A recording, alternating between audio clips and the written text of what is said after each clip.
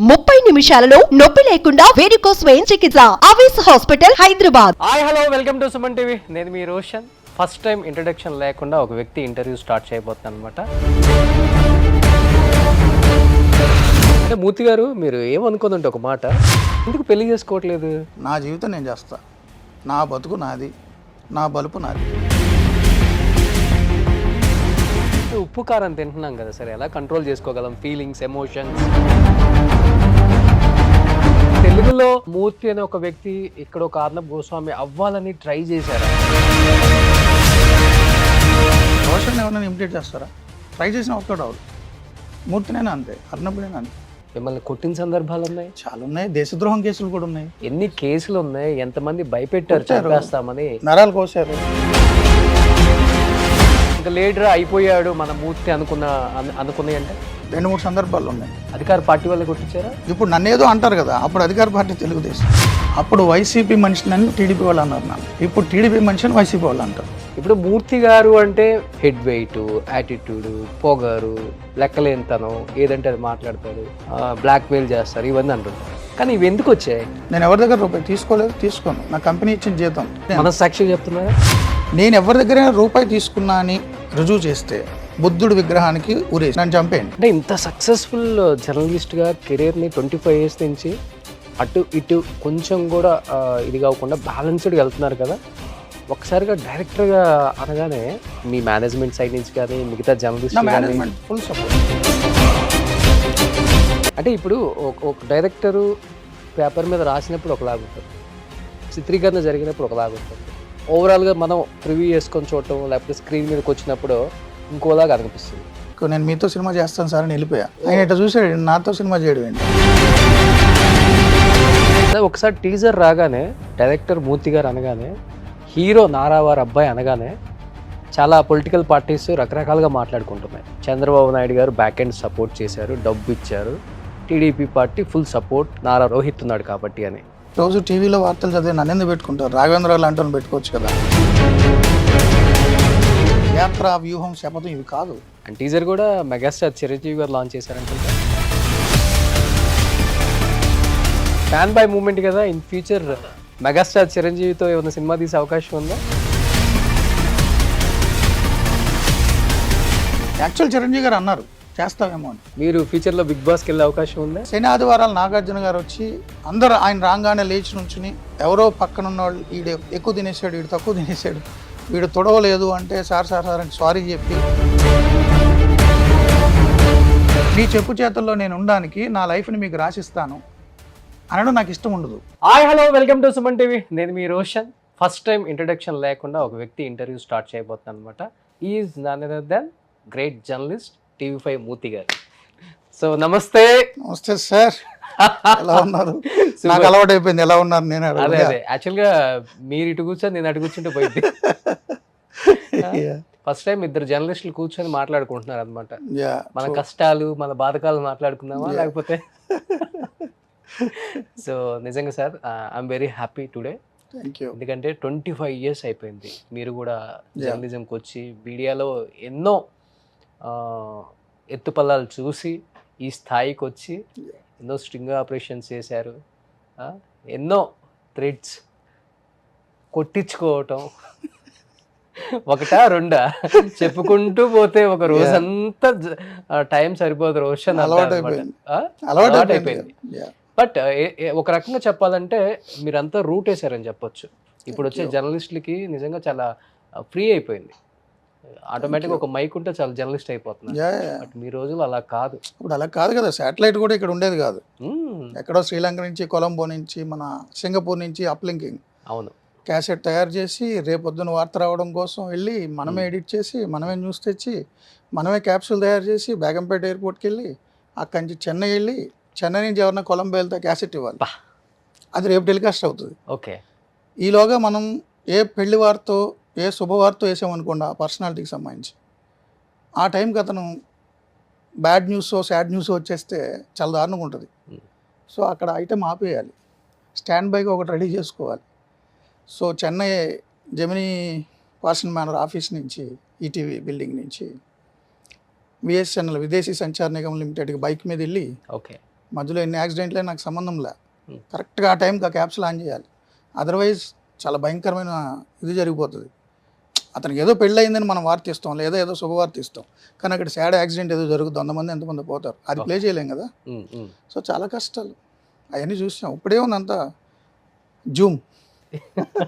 ఏమనిపిస్తుంది అంటే మీరు వచ్చినప్పుడు నాకు తెలిసి ఒక 2-3 ఉంటుంటాయి ఛానల్స్. యా, ఫస్ట్ అంటే దూరదర్శన్ పక్కన పెడితే శాటిలైట్ న్యూస్ ఛానల్ స్టార్ట్ చేసింది ఈటీవీ. ఆంధ్రావాణి అని ఒక క్యాప్సూల్ ఉండేది అప్పుడు. అవును, అవర్లీ బులెటిన్స్ తర్వాత ఎప్పుడో స్టార్ట్ చేశారు, ఫస్ట్ ఒక్క క్యాప్సూల్ ఉండేది. ఈరోజు 10 కొద్ది శాటిలైట్ ఛానల్స్ ఉన్నాయి, వేల కొద్ది యూట్యూబ్ ఛానల్స్.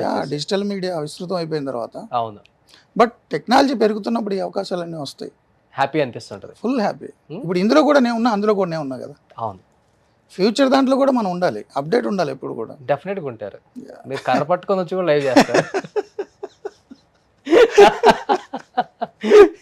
ఇబ్బంది ఏం లేదు.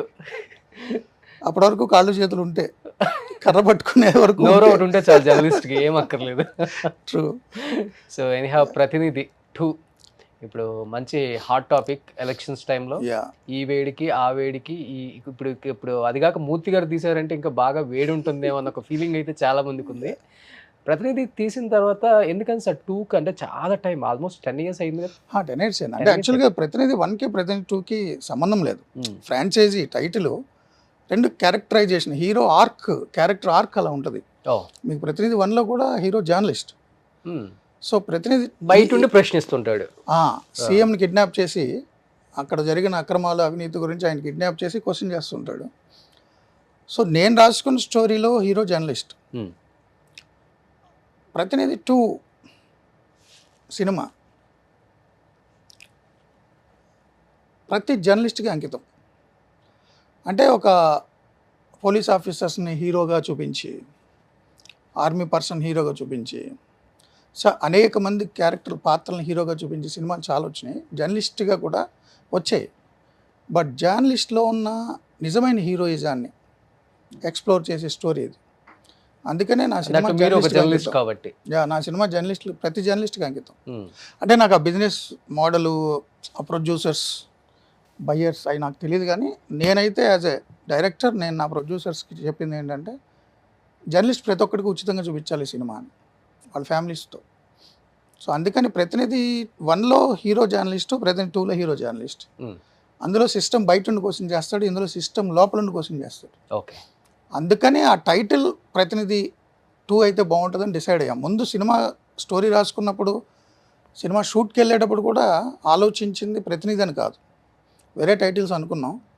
బట్ హీరో గారితో మాట్లాడిన తర్వాత అన్ని డిస్కస్ చేసిందా ప్రతినిధి ఫ్రాంచైజీ ప్రతినిధి 2 తీసుకున్నాం. సో మొన్నటి వరకు సీనియర్ జర్నలిస్ట్ మూర్తి గారు, సరే ఆ మధ్య కాలంలో యాక్టర్ మూర్తి గారు, ఒక్కసారిగా మళ్ళీ టర్న్ అయిపోయారు డైరెక్టర్ మూర్తి గారు.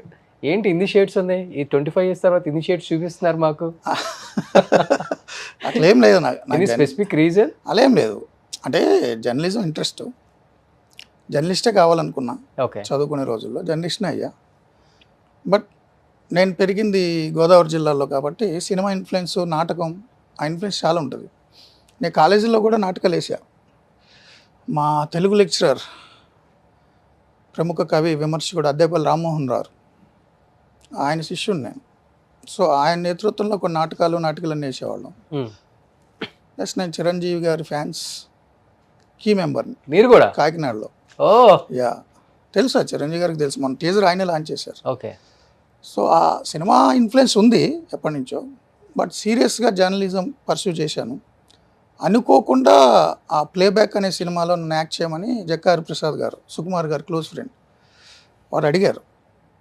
సో అనుకోకుండా యాక్సిడెంటల్గా యాక్ట్ చేయాల్సి వచ్చింది. ఇబ్బంది అనిపించిందా ఫస్ట్ టైం యాక్ట్ చేసేటప్పుడు? చాలా ఈజీగానే చేసేసారు.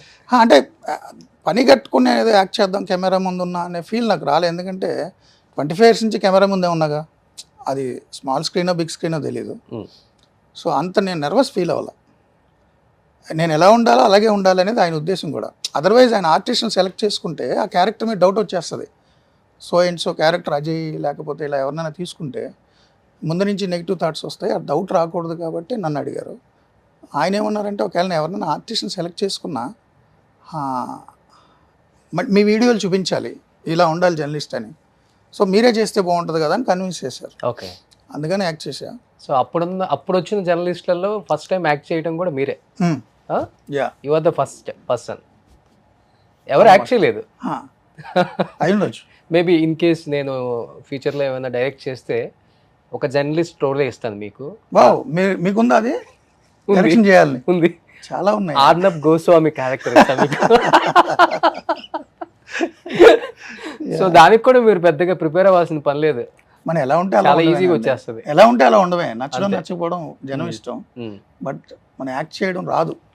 ఎలా ఉంటే అలా ఉండవే. సినిమాలైనా అంతే, నిజ జీవితంలో అంతే. అంటే టు బి హానెస్ట్ గా చెప్పండి, ఆయన ఇన్ఫ్లుయెన్స్ మీ మీద ఏమన్నా కొద్ది గొప్ప ఉందంటారా? ఎవరిది? ఆర్నబ్ గోస్వామిది. లేకపోతే తెలుగులో మూర్తి అనే ఒక వ్యక్తి ఇక్కడ ఒక ఆర్నబ్ గోస్వామి అవ్వాలని ట్రై చేశారా? లేదు, ఒకనొక టైంలో మీ లైవ్స్, మీ డిబేట్ చూసినప్పుడు తెలియకుండా ఆ ఫీలింగ్ వచ్చేది. నో అంటే నేను 95 నుంచి జర్నలిజంలో ఉన్నా. So Arnab Goswami NDTV, times now, ఆయన కూడా చాలా ఏళ్ళ నుంచి జర్నలిజంలో ఉన్నారు. బట్ మీకు తెహల్కా స్పై క్యామ్, సీక్రెట్ కెమెరాలు రాకముందే ఓకే, నేను విజయవాడ రిపోర్టింగ్లో కెమెరాని సీక్రెట్గా పెట్టి, కూరగాయల బుట్టలు ఉన్నాయనుకోండి, ఆ టమాటాలు, ఆ వంకాయలు, ఆ ఆనపకాయలు మధ్యలో కెమెరా పెట్టి నేను సీక్రెట్గా చాలా స్టింగ్ ఆపరేషన్ చేశాను. ఓకే. సో తెహల్కా అనేది దేశంలో స్పై క్యామ్ అనే ఇష్యూతో వచ్చింది. స్పై క్యామ్ లేనప్పుడే నేను కెమెరాని సీక్రెట్గా పెట్టి చాలా స్టోరీలు చేశాను. సో నేను జర్నలిజంలోకి వచ్చినప్పుడే నేను ఏదో ఒకటి చేయాలనుకునేవాడిని. ఈటీవీలో ఉన్నప్పుడే నేను చాలా స్టింగ్ ఆపరేషన్లు చేశాను, చాలా డైనమిక్ జర్నలిజం చేశాను. ఓకే. మీకు ఓల్డ్ సిటీలో మత కల్లాలు జరిగి అవతల వర్గం చనిపోతున్నప్పుడు నేను డెస్క్లో ఉన్నా, అప్పుడు రిపోర్టింగ్లో లేను, ఫీల్డ్లో. బట్ ఫీల్డ్లో ఉన్న రిపోర్టర్లు కూడా భయపడుతున్నారు, అక్కడికి రావద్దన్నారు. 144 సెక్షను, జస్ట్ ఆ చార్మినార్ ఎదురుగుండా ఉన్న పోలీస్ స్టేషన్ దగ్గర నుంచి రిపోర్ట్ చేయాలి, లోపలికి వెళ్ళాం ఫీల్డ్లోకి, రానివ్వట్లేదు అనే పరిస్థితిలో నన్ను పంపించారు. సో నేను, నా సీనియర్ కెమెరామెన్, అతను కొంచెం దూసుకెళ్ళేలాగా చేసి నాకు నేర్పి ఫీల్డ్కి వెళ్ళి దెబ్బలు తిని బుల్లెట్లు వస్తుంటే 7 ఎంతమంది చనిపోయారు అప్పట్లో. అది మేము కవర్ చేసాం. అంటే నేను ఫీల్డ్లో అగ్రెసివ్గా ఉండేవాడిని, చాలా స్టోరీస్ చేశాను. పెద్ద పెద్ద ఎన్కౌంటర్లు కవరేజ్ చేయాలన్నా కూడా ధైర్యంగా వెళ్ళేవాళ్ళం. సునామీ వచ్చినప్పుడు నేను అండమాన్ నికోబార్ ఐలాండ్స్ వెళ్ళి చేశా. సునామీ ఈటీవీలో ఉన్నప్పుడు సునామీ వస్తే, సునామీ వచ్చిందని తెలిసి నేను ఫస్ట్ ఫ్లైట్కి వెళ్ళిపోయాను. నేను Andaman Nicobar islands port Blair capital దగ్గర ఇంక మొత్తం అక్కడ ఉన్న దీవులన్నీ క్లోజ్, ఎలాంటి బోట్స్ వెళ్ళవు. ఆ పరిస్థితుల్లో అక్కడికి వెళ్ళి అక్కడి నుంచి టెలిఫోన్ ద్వారా డైరెక్ట్ లైవ్ చేసే పరిస్థితి లేకపోతే అక్కడ లెఫ్టినెంట్ గవర్నర్, సెక్రటరీ ఒక తెలుగు ఆయన ఉన్నారు, ఆయన్ని పట్టుకొని ఒక 3 సీటర్ హెలికాప్టర్ అడిగి నేను, NDTV Vishnu Som, international channel BBC నుంచి ఒకరు, ముగ్గురికి ఇస్తే ఆయన రిపోర్ట్ చేస్తే నేను కెమెరా ఆపరేట్ చేయడం, నేను రిపోర్ట్ చేస్తే ఆమె కెమెరా ఆపరేట్ చేయడం. సో ఇతర దీవుల్లోకి వెళ్ళి మొత్తం ఆదిమజాతి గిరిజనులు అందరూ కొట్టుకెళ్ళిపోయారు అనే పరిస్థితుల్లో అక్కడికి వెళ్ళి రిపోర్టింగ్ చేశాం. So Bombay terror attacks, Taj Kasab, Bombay terror attack జరిగింది, నేను ఇమీడియట్గా వెళ్ళిపోయాను ఫ్లైట్కి. అప్పుడు ఎన్టీవీలో ఉన్నా. సో సౌత్ ఇండియా నుంచి వెళ్ళి ఫస్ట్ రిపోర్టింగ్ చేసింది నేనే. అక్కడ ఒక బిల్డింగ్ మీద ఇజ్రాయిలీ నానీని కిడ్నాప్ చేశారు, బంధించేశారు. దానికి ప్యారలల్ బిల్డింగ్ ఏం లేదు, కింద నుంచి అందరు రిపోర్ట్ చేస్తున్నారు. బట్ దానికి ప్యారలల్గా బిల్డింగ్ చూస్తే ఒక సెంటరింగ్ బిల్డింగ్ ఒకటి ఉంది, బ్లూ టార్పాలిన్స్ కలిపేసి సర్వీరా కర్రలు వాటితో సెంటరింగ్ జరుగుతుంటుంది. నేను కెమెరా నడుము కట్టుకొని ఆ సెంటరింగ్ బిల్డింగ్ అన్నీ ఎక్కి ప్యారలల్గా అక్కడి నుంచి రిపోర్ట్ చేశాను. నేషనల్ ఛానల్స్ వాళ్ళంతా ఇక్కడ పీసీఆర్కి ఫోన్ చేసి నా నెంబర్ అడిగి నన్ను కాంటాక్ట్ చేశారు. అసలు ఎక్కడి నుంచి చేస్తున్నాడు రిపోర్టింగ్ అతను. సో నేను ఫీల్డ్లో ఉన్నప్పుడు అగ్రెసివ్గా ఉండేవాడిని, స్టూడియోకి వచ్చిన తర్వాత అదే అగ్రెషన్ కంటిన్యూ అయ్యింది. బట్ సో పర్సన్ లాగా ఇమిటేట్ చేద్దాం నాకు ఆలోచన లేదు. అయినా ఒకళ్ళు ఇమిటేట్ చేయలేదు. రోషన్ ఎవరైనా ఇమిటేట్ చేస్తారా? ట్రై చేసిన వర్కౌట్ అవ్వదు. మూర్తినైనా అంతే, అన్నప్పుడైనా అంతే. సో ఎవరి సిగ్నేచర్ వాళ్ళకి ఉంటుంది. కానీ మీరు మిలిటరీలో ఉండుంటే వేరే లెవెల్లో ఉంటుంది ఇండియానేమో మీరు చేసే ఎక్స్పెరిమెంట్స్కి. నేను ఎప్పుడు ఎవరు ఆలోచించారు ఉండాలని నేను అనుకోలేదు. నేను ఫీల్డ్ జర్నలిజం అంటే నాకు అప్పట్లో ఎలా ఉండదంటే ఆ ఉత్సాహం అదంతా, జర్నలిజం అనేది ఇంట్రెస్ట్ నాకు ముందు నుంచి. అంటే కొంత ట్రోల్ చేశారు అప్పుడు మిమ్మల్ని, దాన్ని సహజం కదా. ఎంజాయ్ చేస్తారా ట్రోల్స్? అని నేను చూడను, అసలుకి నాకు ఆ టైం కూడా ఉండదు. ఇప్పుడు నేను ఒక డెసిషన్ తీసుకుంటాను, ఒక దాని మీద స్టడీ చేస్తాను, ఒక ఇష్యూ మీద ఫుల్ ప్రిపేర్ అవుతా, పొద్దు నుంచి సాయంత్రం వరకు అన్ని డాక్యుమెంట్స్ అవుతా, అందరితో మాట్లాడతా, పబ్లిక్ డొమైన్ డాక్యుమెంట్స్ అవుతా, దానికి సంబంధించిన వీడియోలు అవి చూస్తా, ఒక డెసిషన్కి వస్తా, ఇది రాష్ట్రానికి మంచిది, ఇది నా డెసిషన్ అని, లేదా ఈ కాజ్ మంచిది, ఈ కాజ్ కోసం నేను ఈ స్టాండ్ తీసుకున్నాను. నేను ఒకసారి స్టాండ్ తీసుకున్న తర్వాత నేను దాన్ని కమిట్ అయిపోతాను. నా స్టాండ్ మీద ఎవరికైనా చాలా ఒపీనియన్లు ఉండొచ్చు. ఇప్పుడు ఒక సబ్జెక్ట్ మీద నా ఒపీనియన్ ఎలా ఉండి నేను ఎక్స్ప్రెస్ చేస్తున్నాను, నా మీద నా స్టాండ్ మీద వ్యూయర్స్కి చాలామందికి ఒపీనియన్ ఉండొచ్చు. వాళ్ళ ఒపీనియన్స్ ట్రోలింగ్ ద్వారా రిఫ్లెక్ట్ అయ్యింది. సో దానికి నేను ఇన్ఫ్లుయెన్స్ గురైపోకూడదు కదా. ఓకే, నన్ను ఆయన ఏదో అన్నాడు కాబట్టి నా నిర్ణయం నేను మార్చుకోను కదా. నన్ను ఆయన ఏదో పొగిడేడు కాబట్టి నేను రెండోసారి చేయను కదా. సో అది వాళ్ళ ఇష్టం, నేను పట్టించుకొని నేను అంటే చూడండి. ఎక్కడో ఒక పాయింట్ ఆఫ్ టైంలో నాకే అనిపించింది, అర్నబ్ గోస్వామి లాగా ట్రై చేస్తున్నారు బాగా, ఈయన కూడా గట్టిగా వాదిస్తున్నారు. ఎక్కడంటే పలమనేరు ఒక ఎమ్మెల్యే వెంకట్ గౌడ అనుకుంటా, ఓకే ఇలా అని చూస్తా, ఈసారి నువ్వు ఎమ్మెల్యేగా ఎట్లా గెలుస్తావు, గవర్నమెంట్ రాకపోతే నీ పని చెప్తా తేల్చుకుంటా అని లైవ్ లో అరుస్తున్నారు. కాదు కదా, అంటే మీకు గుర్తుందా? లేదు, నాకు ఆ సబ్జెక్ట్ పర్టికులర్గా ఏమన్నాను గుర్తులేదు కానీ, బట్ నాకేంటంటే నేను లైవ్లో ఉన్నప్పుడు ఎవరైనా నన్ను వార్నింగ్ ఇస్తే నేను షేక్ అయిపోవడం ఉండదు. ఓకే, అదే అర్థమైంది, అదే నేను చెప్తాను. Yes, exactly. అప్పుడెప్పుడు ఎవరో నాకు తెలియదు కానీ నువ్వు ఎలా ఇంటికి వెళ్తావో చూస్తానంటే నా ఇంటి అడ్రస్, నా కార్ నెంబర్ కూడా ఇచ్చా లైవ్లో. ఇది ఈ కార్లో వెళ్తా, ఒక్కడనే వెళ్తా, ఇది నా ఇంటి అడ్రస్, ఏదైనా చేసుకోవాలి. సో నేను లైవ్లో ఉన్నప్పుడు నన్ను ఎవరో బెదిరిస్తే బెదిరిపోయే రకం నేను కాదు. అది నా ఫస్ట్ నుంచి ఉందా సార్ ఇది? నేను రిపోర్టింగ్లో ఉన్నప్పటి నుంచి కూడా. ఓకే, నేను రిపోర్టింగ్లో ఉన్నప్పుడు నేను చేసిన స్టోరీలకు ఇబ్బంది పడి, అప్పటి ప్రభుత్వంలో ఉన్న మంత్రులు, ఎమ్మెల్యేలు నేను చేసిన స్టోరీలకు ఇబ్బంది పడిన అప్పుడు పోలీస్ కమిషనర్లు కూడా నాకు వార్నింగ్లు ఇచ్చారు. నేను ఈనాడులో ఉన్నప్పుడు నా ఆఫీస్ చుట్టూ జీప్లు, నా రూమ్ చుట్టూ కార్లు, చాలా బెదిరింపు కాల్సి వచ్చినాయి. ఫీల్డ్లో ఉన్నప్పుడు కూడా నేను బెదిరేవాడిని కాదు, బట్ అది పబ్లిక్కి తెలియదు. ఓకే, నేను షోలో ఉన్నప్పుడు, లైవ్ స్టూడియోలో ఉన్నప్పుడు కూడా అలా బెదిరిస్తే నా రియాక్షన్ అలా ఉంటుంది. సో నేను ఒకళ్ళు ఇమిటేట్ చేయడం, నేను ఆ లైవ్ చూస్తానే కూర్చున్నా.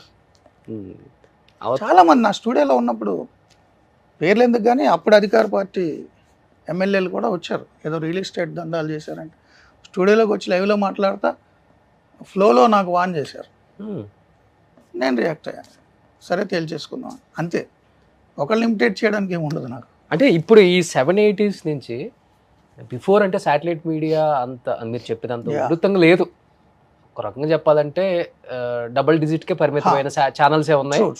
ఏ ఛానల్ చూసినా కానీ మా టీఆర్పీ రేటింగ్ ఫస్ట్ రావాలి, మాది రావాలన్న దాని మీదే ఆలోచించారు. కానీ ఒకరికి ఏదైనా అయితే మనం ఎలా సేవ్ చేసుకోవాలి, మన అందరం ఎలా ఐక్యం అవ్వాలనే లేదు. ఎప్పుడైతే ఈ 70s నుంచి డిజిటల్ మీడియా ఎంత ఉధృతంగా వచ్చిందో, శాటిలైట్ మీడియాని కూడా శాసించే విధంగా వచ్చిందని చెప్పుకోవచ్చు. ఈరోజు ఒక న్యూస్ ఎప్పుడన్నా ఫస్ట్ చూడాలంటే ఇవాళ రేపు అందరూ కూడా అంటే పరిణామక్రమం అలా అయిపోయి, పరిణామక్రమంలో మీడియా మారుతుంది. ఫస్ట్ ఓన్లీ ప్రింట్ ఉండేది, ఓన్లీ రేడియో ఉండేది, తర్వాత టీవీ వచ్చింది, టీవీ తర్వాత ఇప్పుడు డిజిటల్ మీడియా వచ్చింది. ఒకప్పుడు జర్నలిస్టులు, ట్రైన్డ్ జర్నలిస్టులు దీనికి సంబంధించి ఉండేది, ఇప్పుడు ప్రతి ఒక్కరు జర్నలిస్ట్ అయ్యారు. సో ప్రతి ఒక్కళ్ళు డిజిటల్ మీడియా చేతిలోకి వచ్చేసరికి వాళ్ళ ఒపీనియన్ వాళ్ళు చెప్తున్నారు. మీకు మీడియాకు సంబంధించి ప్రత్యేక చట్టాలు ఏం ఉంటాయి కానీ ప్రత్యేక హక్కులు, మీడియా స్వతంత్రం ఎలా వచ్చిందంటే freedom of expression and speech. So article 19(1)A రాజ్యాంగం ప్రజలకు కల్పించిన భావ ప్రకటన స్వేచ్ఛ, అదే మీడియాకి బేస్.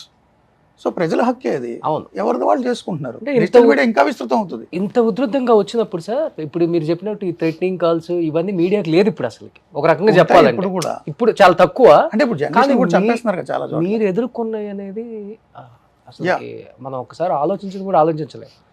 మిమ్మల్ని కొట్టిన సందర్భాలు ఉన్నాయి, చాలా ఉన్నాయి. దేశద్రోహం కేసులు కూడా ఉన్నాయి. మీ మీద ఎన్ని కేసులు ఉన్నాయి, ఎంతమంది భయపెట్టారు చంపేస్తామని, నరాలు కోసారు. అంటే మనం ఎంచుకున్న మార్గం అలాంటిది కదా రోషన్ గారు. అసలు ఇంటికి వెళ్తామా లేదా అన్నట్టుగానే వెళ్తారు. ఇంట్లో వాళ్ళు కూడా ప్రిపేర్డ్, ఒక పర్టికులర్ టైం షో అయిన తర్వాత వీడు ఇన్ని గంటలకు వచ్చి తలుపు కొడతాడు. తలుపు కొట్టలేదు, ఫోన్ స్విచ్ ఆఫ్ చేసిందంటే ఎక్కడికి వెళ్ళిపోయాడు. మళ్ళీ ఎప్పుడు కాంటాక్ట్ వస్తాడు, వాడే కాంటాక్ట్ అవ్వాలి. అంటే పోలీస్ కేసులా, అటాక్సా, లేదు హైడ్కి వెళ్ళాడా, ఇంకా ప్రిపేర్డ్. ఎప్పుడు ఒంటి నిండా నెత్తతో ఎన్నిసార్లు ఇంటికి వెళ్ళి ఉంటారు మీరు నిజంగా? ఇంటికి కానీ హాస్పిటల్కి కానీ ఒక 5-6 సార్లు. 5-6 సార్లు. ఇంకా లేడర్ అయిపోయాడు మన మూర్తి అనుకున్న 2-3 సందర్భాలు ఉన్నాయి. విజయవాడలో అయితే 2-3 రోజులు హాస్పిటల్లోనే ఉన్నాను. అధికార పార్టీ వాళ్ళే కొట్టించారా? ఇప్పుడు నన్ను ఏదో అంటారు కదా, అప్పుడు అధికార పార్టీ తెలుగుదేశం. తెలుగుదేశం అధికారంలో నన్ను అంటారు కదా తెలుగుదేశం ఫేవర్ అని. ఎందుకంటే నా స్టాండ్ ఏంటంటే రోషన్ గారు, డే 1 నుంచి నేను జర్నలిజాన్ని ఒక ఉద్యోగంగానో వృత్తిగానో చూడలే.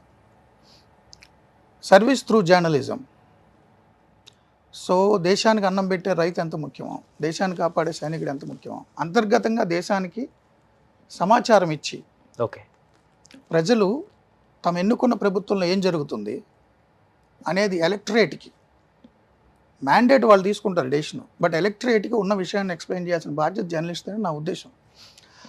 సో ప్రభుత్వాలు తాము చేసిన ప్రతి చిన్న పని నుంచి పెద్ద పని వరకు వాళ్ళు ప్రచారం చేసుకోవడానికి వాళ్ళకు ఒక ప్రత్యేక యంత్రాంగం ఉంటుంది.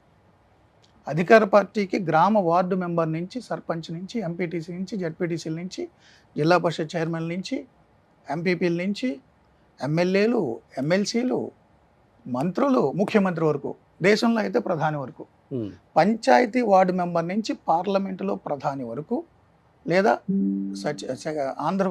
రాష్ట్రంలో అయితే ముఖ్యమంత్రి వరకు, ఆంధ్ర అయినా, తెలంగాణ అయినా, గుజరాత్ అయినా, అంతవరకు వాళ్ళకి ఒక యంత్రాంగం ఉంటుంది, పార్టీ యంత్రాంగం. వాళ్ళకి కొన్ని లక్షల కోట్ల మంది మెంబర్షిప్ ఉంటుంది, వాళ్ళకి సెపరేట్ సోషల్ మీడియా వింగ్స్ ఉన్నాయి.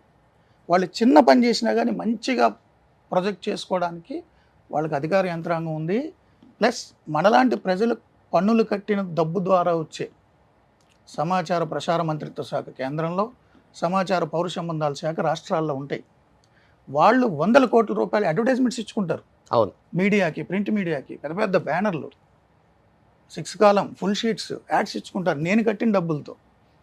సో ప్రజలు కట్టిన పన్నులతో యాడ్స్ ఇచ్చుకోవడము, సొంతంగా పార్టీ యంత్రాంగం ద్వారా ప్రచారం చేసుకోవడానికి వాళ్ళు ఉన్నారు. మరి వాళ్ళు ఏమైనా తప్పు చేస్తే ఎవరు చెప్పాలి? ప్రజలకి సమాచారం చేరేయాలి కదా, వన్ వేనే వెళ్ళకూడదు కదా, అది రియల్ జర్నలిస్ట్ చేయాలి. సో నేను ఎప్పుడూ కూడా ఏ పార్టీ ప్రభుత్వంలో ఉన్నా ప్రభుత్వం చేసే తప్పుల్ని, అందులో జరిగే అక్రమాల్ని, అవినీతిని, అలాంటి పద్ధతుల్ని ప్రజలకు వివరించడం జర్నలిస్ట్ డ్యూటీ అనుకుంటా. ఏ పార్టీ ప్రభుత్వంలో ఉన్నా, ఏ పార్టీ ఉందా, ఏ పార్టీ అని ఉన్నా. నేను తెలుగుదేశం ప్రభుత్వంలో ఉన్నప్పుడు చాలామంది ఎమ్మెల్యేల మీద, మంత్రుల మీద స్టోరీ చేశా, రౌడీ షీటర్ల మీద స్టోరీ చేశా విజయవాడలో, ఆ పార్టీకి సంబంధించిన వాళ్ళ మీద, భూకబ్జాదారుల మీద స్టోరీలు చేశా. నన్ను ఒకానొక సందర్భంలో అప్పటి అధికార పార్టీ నేత, వాళ్ళ మనుషులు, నేను ఆఫీస్లో స్టోరీ చేసి లేట్ అయిపోయింది, ఇంటికి వెళ్తే ఏముంటుంది, ఫుడ్ తినలేదని. అప్పట్లో మెట్రో సిటీ కాదు విజయవాడ, అవును, అయితే బస్ స్టాండ్ లేదా రైల్వే స్టేషన్ దగ్గర మాత్రమే క్యాంటీన్ ఉంటుంది. ఈ స్టార్ హోటల్స్ అవి ఉండవు, క్లోజ్ అయిపోతాయి. రైల్వే స్టేషన్ తిందామని పోతే నన్ను వెంబడించి చెత్తపడిచారు, చావ చంపేశారు. 2 days హాస్పిటల్లో ఉన్నాం. అప్పుడు అధికార పార్టీ వాళ్ళే. అప్పుడు ప్రతిపక్షంలో ఉన్న కాంగ్రెస్ నా డిఫెన్స్లోకి వచ్చి మాట్లాడారు, ఇలా జర్నలిస్టుల మీద దాడి చేయడం అన్యాయం, దుర్మార్గం అని. సో ఇప్పుడు అధికార పార్టీలో ఉన్న తప్పులు నేను ఎత్తి చూపుతా. వీళ్ళు ఏమంటారంటే నన్ను ఆ పార్టీకి అంటగడతారు, ప్రతిపక్షాన్ని. ఆ పార్టీ అధికారంలో ఉన్నప్పుడు నేను తప్పులు ఎత్తి చూపితే వాళ్ళు నన్ను ప్రతిపక్షానికి అంటగడతారు. నా రోల్ మారదు, నా రోల్ ప్రతిపక్ష పాత్ర ఎప్పుడు కూడా. ఎప్పుడు పార్టీ వాళ్ళు మారుతుంటారు ఎప్పుడు కూడా. 2014-19 మధ్యలో మీకు గుర్తుంటే నేను మహాన్యూస్లో చేశాను. అప్పుడు సుజనా చౌదరి గారు కేంద్ర మంత్రి, తెలుగుదేశం నుంచి. భారతీయ జనతా పార్టీ, తెలుగుదేశం కలిపి స్పెషల్ స్టేటస్ తెస్తాము అన్నారు. రాష్ట్రాన్ని విభజించినప్పుడు స్పెషల్ స్టేటస్ ఒక్కటే మార్గం అన్నారు, తారక మంత్రం అన్నారు. బీజేపీ నేతలు బలవంతంగా మన్మోహన్ సింగ్ని, కాంగ్రెస్ని ఒప్పించి స్టేట్మెంట్ ఇప్పించారు. అలాంటి స్పెషల్ స్టేటస్ వాళ్ళు ఇవ్వట్లేదు, దానికి ఆల్టర్నేటివ్ ఏదేదో అన్నారు. నేను రోజు ఆ ఛానల్లో కూర్చుని టీడీపీ, బీజేపీ మోసం చేసింది రాష్ట్ర ప్రజల్ని, తెస్తాను స్టేటస్ ఎందుకు తేలేదు, ఎందుకు కాంప్రమైజ్ అవుతున్నారు, మీలో మీరు అభిప్రాయాలు మార్చుకుంటారా, ప్రజలను మోసం చేస్తారా, మీరు కేంద్ర మంత్రి పదవులు పట్టుకుని ఎందుకు వేళ్లాడుతున్నారు, ఎందుకు రిజైన్ చేయట్లేదు అని నేను మహాన్యూస్లో కూర్చుని సుజనా చౌదరి గారిని క్వశ్చన్ చేశాను. మీరు ఆ కోట్ అర్థం చేసుకోండి.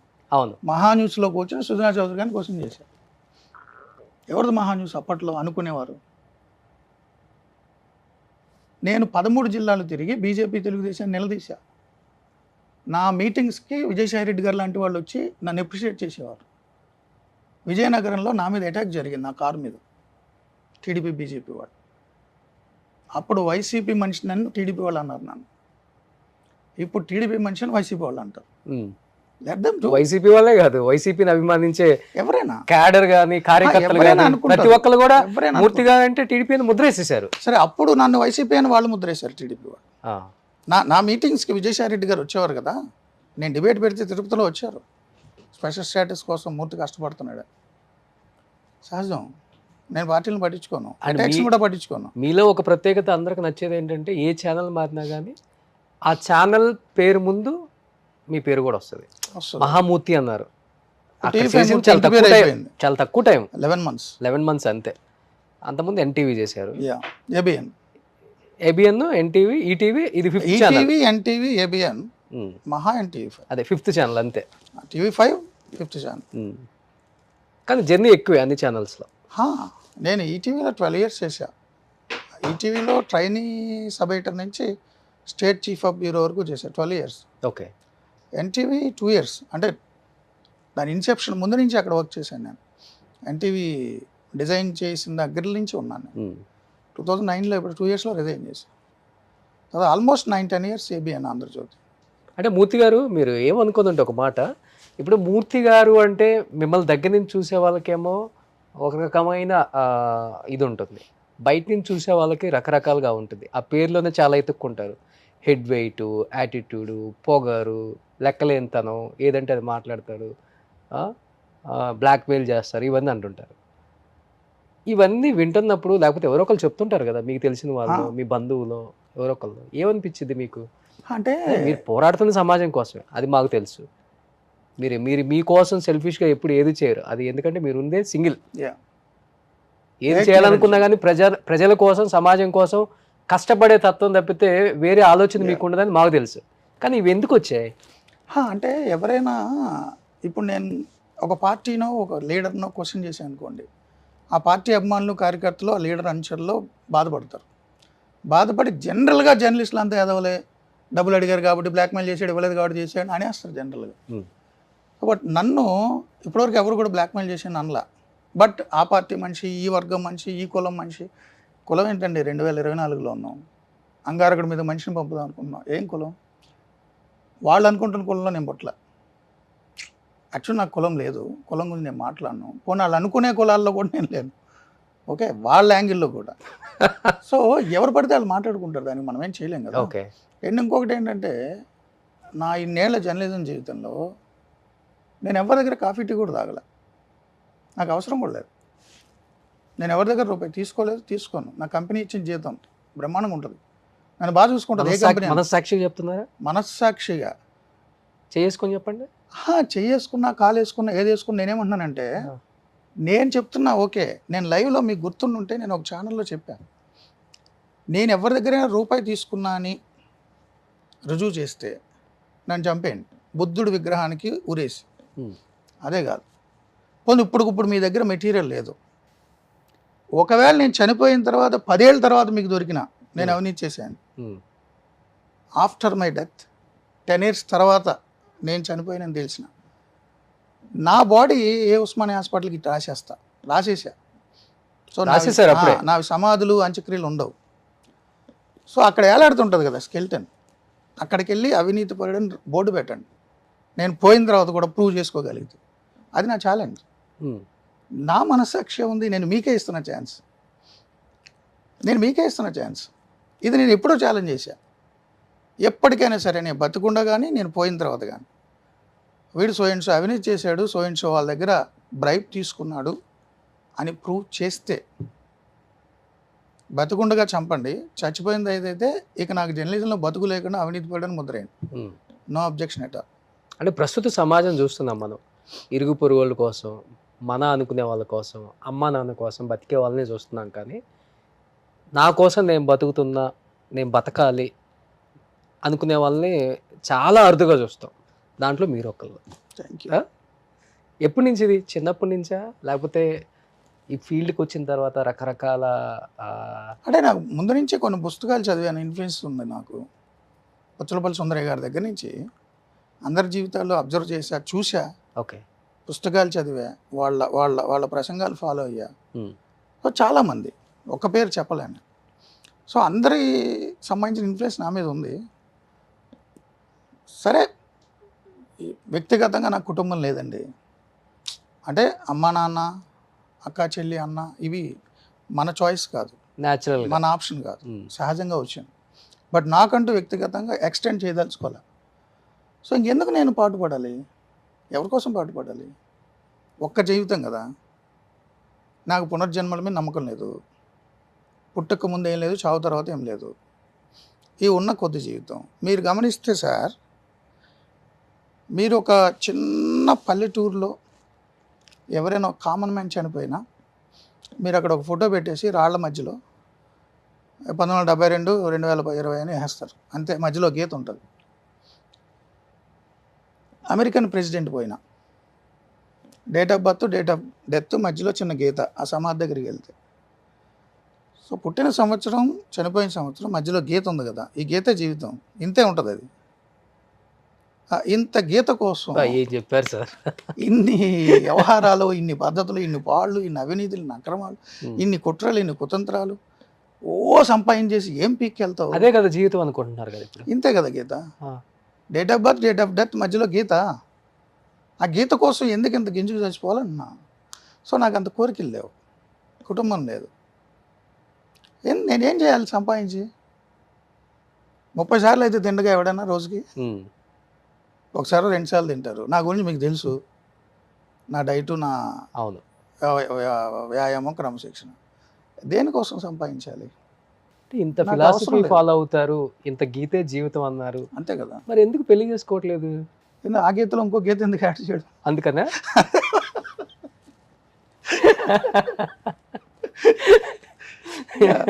ఆ గీతలో ఇంకో గీత యాడ్ చేసి 2 గీతలు వస్తాయి మళ్ళీ. అడ్డగీతలు, నిలువు గీతలు ఎందుకండి? ఇంతే కదా ముక్క. పర్సనల్ అంటే నాకేం లేదు, దానికి పెద్ద ఫిలాసఫీ లేదు, పాడు లేదు. కానీ ఓకే, సమాజం ఏదో అందంగా ఉంటారు చూడటానికి, సమాజం బాడీ ఫిజిక్ హీరో లాగా ఉంటారు, డైరెక్టర్ అయ్యారు కానీ కాదు. నేను ఏమంటానంటే, ఫైనాన్షియల్ ఇండిపెండెన్స్ కంటే ఎమోషనల్ ఇండిపెండెన్స్ ముఖ్యం. అంటే ఎమోషనల్గా మనం ఒకళ్ళ మీద డిపెండ్ అవ్వకూడదు, మన మీద ఎవరు డిపెండ్ అవ్వకూడదు. నా జీవితం నేను చేస్తా, నా బతుకు నాది, నా బలుపు నాది. ఇంకొక లెవెల్ మీద ఆధారపడి, లేదా మన మీద ఇంకొకరు ఆధారపడేలా ఉంటే మనం అనుకున్న వే ఆఫ్ లైఫ్ కొంచెం అటు ఇటు మారాలి. నేను ఇలాగే ఉంటా, నాకు సంపాదన వద్దు, నేను ఇంతే అంటే నా వరకు ఓకే. ఓకే, బట్ కుటుంబ సభ్యులు వస్తే వాళ్ళ కోరికలు, వాళ్ళ జీవితం ఉంటుంది కదా. సో నేను మార్చుకోవాలి లైఫ్ స్టైల్. నేను మార్చుకొని ఇలాగే మూర్ఖంగా ఉంటానంటే, నన్ను నమ్మి ఒక సెపరేట్ ఇంకొక human being under one roof నాతో షేర్ చేసుకోవడానికి, వచ్చే 50 ఏళ్ళు 60 ఏళ్ళు నాతో గడపడానికి వచ్చిన వ్యక్తికి కష్టం కదా. నా ఈ ఫిలాసఫీలు, ఈ రూల్స్, ఈ వ్యవహారాలు మూర్ఖత్వం కదా. వాళ్ళు ఎందుకు ఇబ్బంది పెట్టాలి? దీనికి కూడా ఇష్టపడి ఓకే ఇలా బతుకుతే నాకు చాలా ఇష్టం. అవన్నీ లాటరీ. మొదట్లో బాగానే ఉంటుంది, ఆ తర్వాత నా జీవితం నాశనం అని గోళ్ళు మొదలవుతాయి, నా జీవితం నాశనం అని నాకు గోళ్ళు మొదలవుతాయి. ముందున్నటువంటి ప్రేమలు, భాషలు, చేసిన ఇవన్నీ కథలు, సినిమాలు వర్కౌట్ కాదు. అంటే అంటే అంటే ప్యూర్లీ పర్సనల్ అండి పెళ్ళి అనేది. సమాజానికి ఒక ప్రకటన, అంతే. సామాజిక ప్రకటన కోసం పెళ్లి చేసుకున్నాం అని అందరికీ చెప్తారు. సో నాకు అవసరం లేదు, ప్యూర్లీ పర్సనల్. నేను సమాజానికి కూడా చెప్పాల్సిన పని లేదు, ఎందుకంటే ఎవరో ఇంపాక్ట్ అవ్వాలి, ఇన్ఫ్లుయెన్స్ అవ్వాలని కోరికలు కూడా నాకు లేవు. Purely my personal decision. ఉప్పు కారం తింటున్నాం కదా సరే, ఎలా కంట్రోల్ చేసుకోగలం ఫీలింగ్స్, ఎమోషన్స్? కాదు, purely it's my personal decision. So సొసైటీతో డిస్కస్ చేయాల్సిన అవసరం లేదు, అదే నా ఒపీనియన్. నేను ఏదో అంత గొప్పని, ఎంత గొప్పని అని నేను సమాధానం చెప్పదలుచుకోవాలి. నేను ఎంచుకున్న మార్గంలో నాకు నచ్చినట్టు నేను వెళ్ళదలుచుకున్నా. ఇంకొక వ్యక్తిని ఆ జర్నీలోకి నేను తీసుకురాలేను. ఇది ఫస్ట్ నుంచే అనుకున్నారు అసలు? డే వన్ నుంచి, ముందు నుంచి. ప్యూర్లీ పర్సనల్ డెసిషన్ ఇది. బట్ నా లైఫ్ నాది. ఇప్పుడు ఈ ఇంటర్వ్యూ చూసిన తర్వాత మీ ఆలోచనలకు తగిన విధంగా కొంతమంది ఉంటారు కూడా, ఇన్ కేస్ వస్తే ఆహ్వానిస్తారా లైఫ్లోకి? అంటే ఇప్పుడు ఇంటర్వ్యూ చూస్తే అంటున్నారు, గత 30 ఏళ్ళుగా రోజు రాత్రిపూట నేను ఇలాగే అరగంట గంట పాటు షో చేస్తుంటా. చేస్తారు, ఇది ఓకే, చేస్తున్నా కదా. ఇది ఓపెన్ చెప్పరు కదా. It's my purely personal decision. ఇది నా జీవితం, నా పుట్టుక, నా బతుకు, నా చావు, ఇంకొకరి ప్రమేయం లేదు. సో నా జీవితం అనేటటువంటి వెహికల్ స్టీరింగ్ నా చేతిలోనే ఉండాలి. ఇంకొకరికి ఇవ్వను. ఇంకొకళ్ళ జీవితం స్టీరింగ్ నేను తీసుకోను. మీ బతుకు మీది, నా బతుకు నాది. ఎందుకు వచ్చిన గొడవ? కొంత వయోపరిమితి పెరిగినప్పుడు వృద్ధాప్యంకి వచ్చినప్పుడు అప్పుడు ఏంటి పరిస్థితి? అంటే కొంత వయోపరిమితి పెరిగిన తర్వాత వృద్ధాప్యం వచ్చిందా చూడడం కోసం అని చెప్పి ఇప్పుడున్న 30 ఏళ్ల పాటు వాళ్ళతో చాకరీ చేయించుకోవడానికి దారుణమైన బ్లాక్మెయిల్. బ్లాక్మెయిల్ నేను అదే చెప్తున్నా. తోడు నేను అదే అంటున్నా, నేను ముసలోని అయిన తర్వాత నాకు అండగా ఉంటుంది అని ఇప్పుడు యవ్వనంలో ఉన్న తన జీవితం అంతా నేను తీసుకొని తను ఇబ్బంది పెట్టడం, లాస్ట్లో నాకు సేవ చేయడం కోసం. సపోజ్ మాట్లాడదాం, ఎంతమంది జీవితంలో వృద్ధాప్యంలో తోడు ఉంటారని పెళ్లి చేసుకుని అనేక కారణాల వల్ల విడిపోవడమో లేదు వాళ్ళు కాలం చేయడమో జరగలే. అవును, స్వార్థం కదా. నేను ముసలోని అయిన నాకు సేవ చేస్తుంది కాబట్టి ఇప్పటి నుంచి నేను పెళ్ళి అనే ఒక ముసుగులో చేస్తాను, అది కరెక్ట్ కాదు. ఏం చేస్తారు సార్ అమ్మ నాన్న మొన్నే చనిపోయారు. ఓకే, 1 year అయింది. ఈ రోజు కరెక్ట్గా 1 year. సో వాటి మీద కూడా నాకు నమ్మకం లేదు కాబట్టి నేను వెళ్ళలేదు. 92 years ఆయనకి. 92 years నాన్నగారికి? 92 years అప్పుడు చనిపోయారు. ఓకే. సో నాన్న వ్యవసాయం చేసేవారు, కరణికం చేశారు. అమ్మ మామూలు housewife, homemaker. So మీ సక్సెస్ని బాగా చూసారు నాన్న అమ్మ? చాలా బాగా చూశారు. బాగా ప్రౌడ్ బాగా ప్రౌడ్ ఫీల్ అవుతారు. నన్ను పోలీసులు తీసుకెళ్ళినప్పుడు, అప్పుడు టీవీలో చూసినప్పుడు జనం అంతా భయపెట్టి ఆయన దగ్గరికి వెళ్ళి మాట్లాడినా ఆయన పెద్ద వరి అయ్యేవారు కాదు. వాడు అంతేనండి, అది వాడి జీవితం అనేవారు. ఉండంగా వాళ్ళు కూడా మీ రూట్లోకి వచ్చేసారు అసలుకి. నాన్న కూడా ఎప్పుడు పెళ్లి చేసుకోమని అనలే, లైఫ్లో ఒకసారి కూడా అనలే. నీ లైఫ్ నీ ఇష్టంలో అన్నారు. Great father. చాలా ప్రోగ్రెసివ్ థాట్స్ ఆయన. ఫీల్ అయితే అమ్మ ఫీల్ అవుతారే, కొంచెం ఫీల్ అవుతారు కదా. ఆమె ఇష్టం అది ఫీల్ అవ్వడం అనేది. ఫీల్ అవ్వద్దని కూడా మనం చెప్పలేం కదా, అది ఆమె అభిప్రాయం, ఆమె హక్కు ఫీల్ అవ్వడం. మనం ఎవరం కాదన్నాను. సో నా జీవితం నా హక్కు. అంటే ఇంత సక్సెస్ఫుల్ జర్నలిస్ట్గా కెరీర్ని 25 years నుంచి అటు ఇటు కొంచెం కూడా ఇది కాకుండా బ్యాలెన్స్డ్గా వెళ్తున్నారు కదా. ఒకసారిగా డైరెక్టర్గా అనగానే అంటే మీ మేనేజ్మెంట్ సైడ్ నుంచి కానీ మిగతా జర్నలిస్ట్? నా మేనేజ్మెంట్ ఫుల్ సపోర్ట్. నా మేనేజ్మెంట్తో చెప్పా నేను వెళ్ళాను. సో మేనేజ్మెంట్ కూడా నాకు పూర్తి కోఆపరేట్ చేసింది. ఓకే, చాలా సహకరించారు మా చైర్మన్. చాలా మామూలు సహకారం కాదు. జనరల్గా ఒప్పుకోరు, ఏ మేనేజ్మెంట్ ఒప్పుకోరు. బట్ నా మేనేజ్మెంట్ యాక్సెప్ట్ చేసింది, సపోర్ట్ చేసింది. ఇప్పుడు కూడా నాకు పూర్తి అండదండలు మా చైర్మన్ గారే. అంటే ఎవరికీ తెలియదు ఏంటంటే నా సినిమా షూట్ లాంచ్ చేసిన మా చైర్మన్ గారు. ఎందుకంటే మీ డిబేట్ లేదు, చూడలేము తొందరగా. నేను ఎవ్రీడే షో మాత్రం మిస్ అవ్వలే. షూటింగ్ అన్ని రోజులు జరిగినా ఒక్కరోజు కూడా షో మిస్ అవ్వలే. వేరే అవుట్ ఆఫ్ స్టేషన్ డార్జిలింగ్ వెళ్ళినాను మొన్న. ఒక 3-4 రోజులు మాత్రం షో మిస్ అయ్యా. బట్ అది కూడా ఒక రోజు నేను జూమ్లో చేశా. ఓకే, నా షో మిస్ అవును. ఈ సినిమా వల్ల నేను మిస్ అయింది మహా అయితే 4-5 days అంతే. ఫస్ట్ కాపీ చూపించారా? ఇంకా అవుతుంది, ఈరోజు అవుతుంది, చూపిస్తా. అవునా?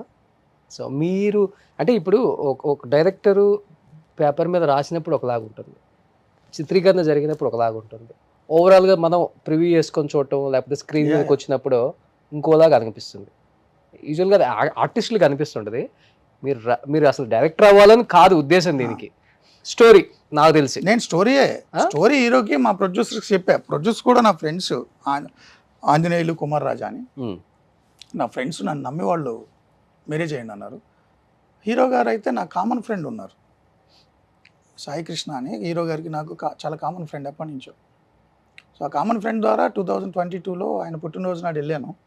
ఏదో సీరియస్ కంటెంట్ మాట్లాడుతున్నారు ఆయన. వర్షం పడుతుంది, వెనక మేఘాలు, ఉరుములు, ఒక హట్లో కూర్చుని మాట్లాడుతుంటే సిల్అవుట్లో హీరో మాట్లాడుతున్నారు, సీరియస్ కంటెంట్ మాట్లాడుతున్నారు సొసైటీ గురించి. నాకు ఆ వాయిస్ బేస్ ఇష్టం అనిపించింది ఎందుకో స్పార్క్. నేను మీతో సినిమా చేస్తాను సార్ అని వెళ్ళిపోయా. ఇట్లా చూసాడు, నాతో సినిమా చేయడం ఏంటని.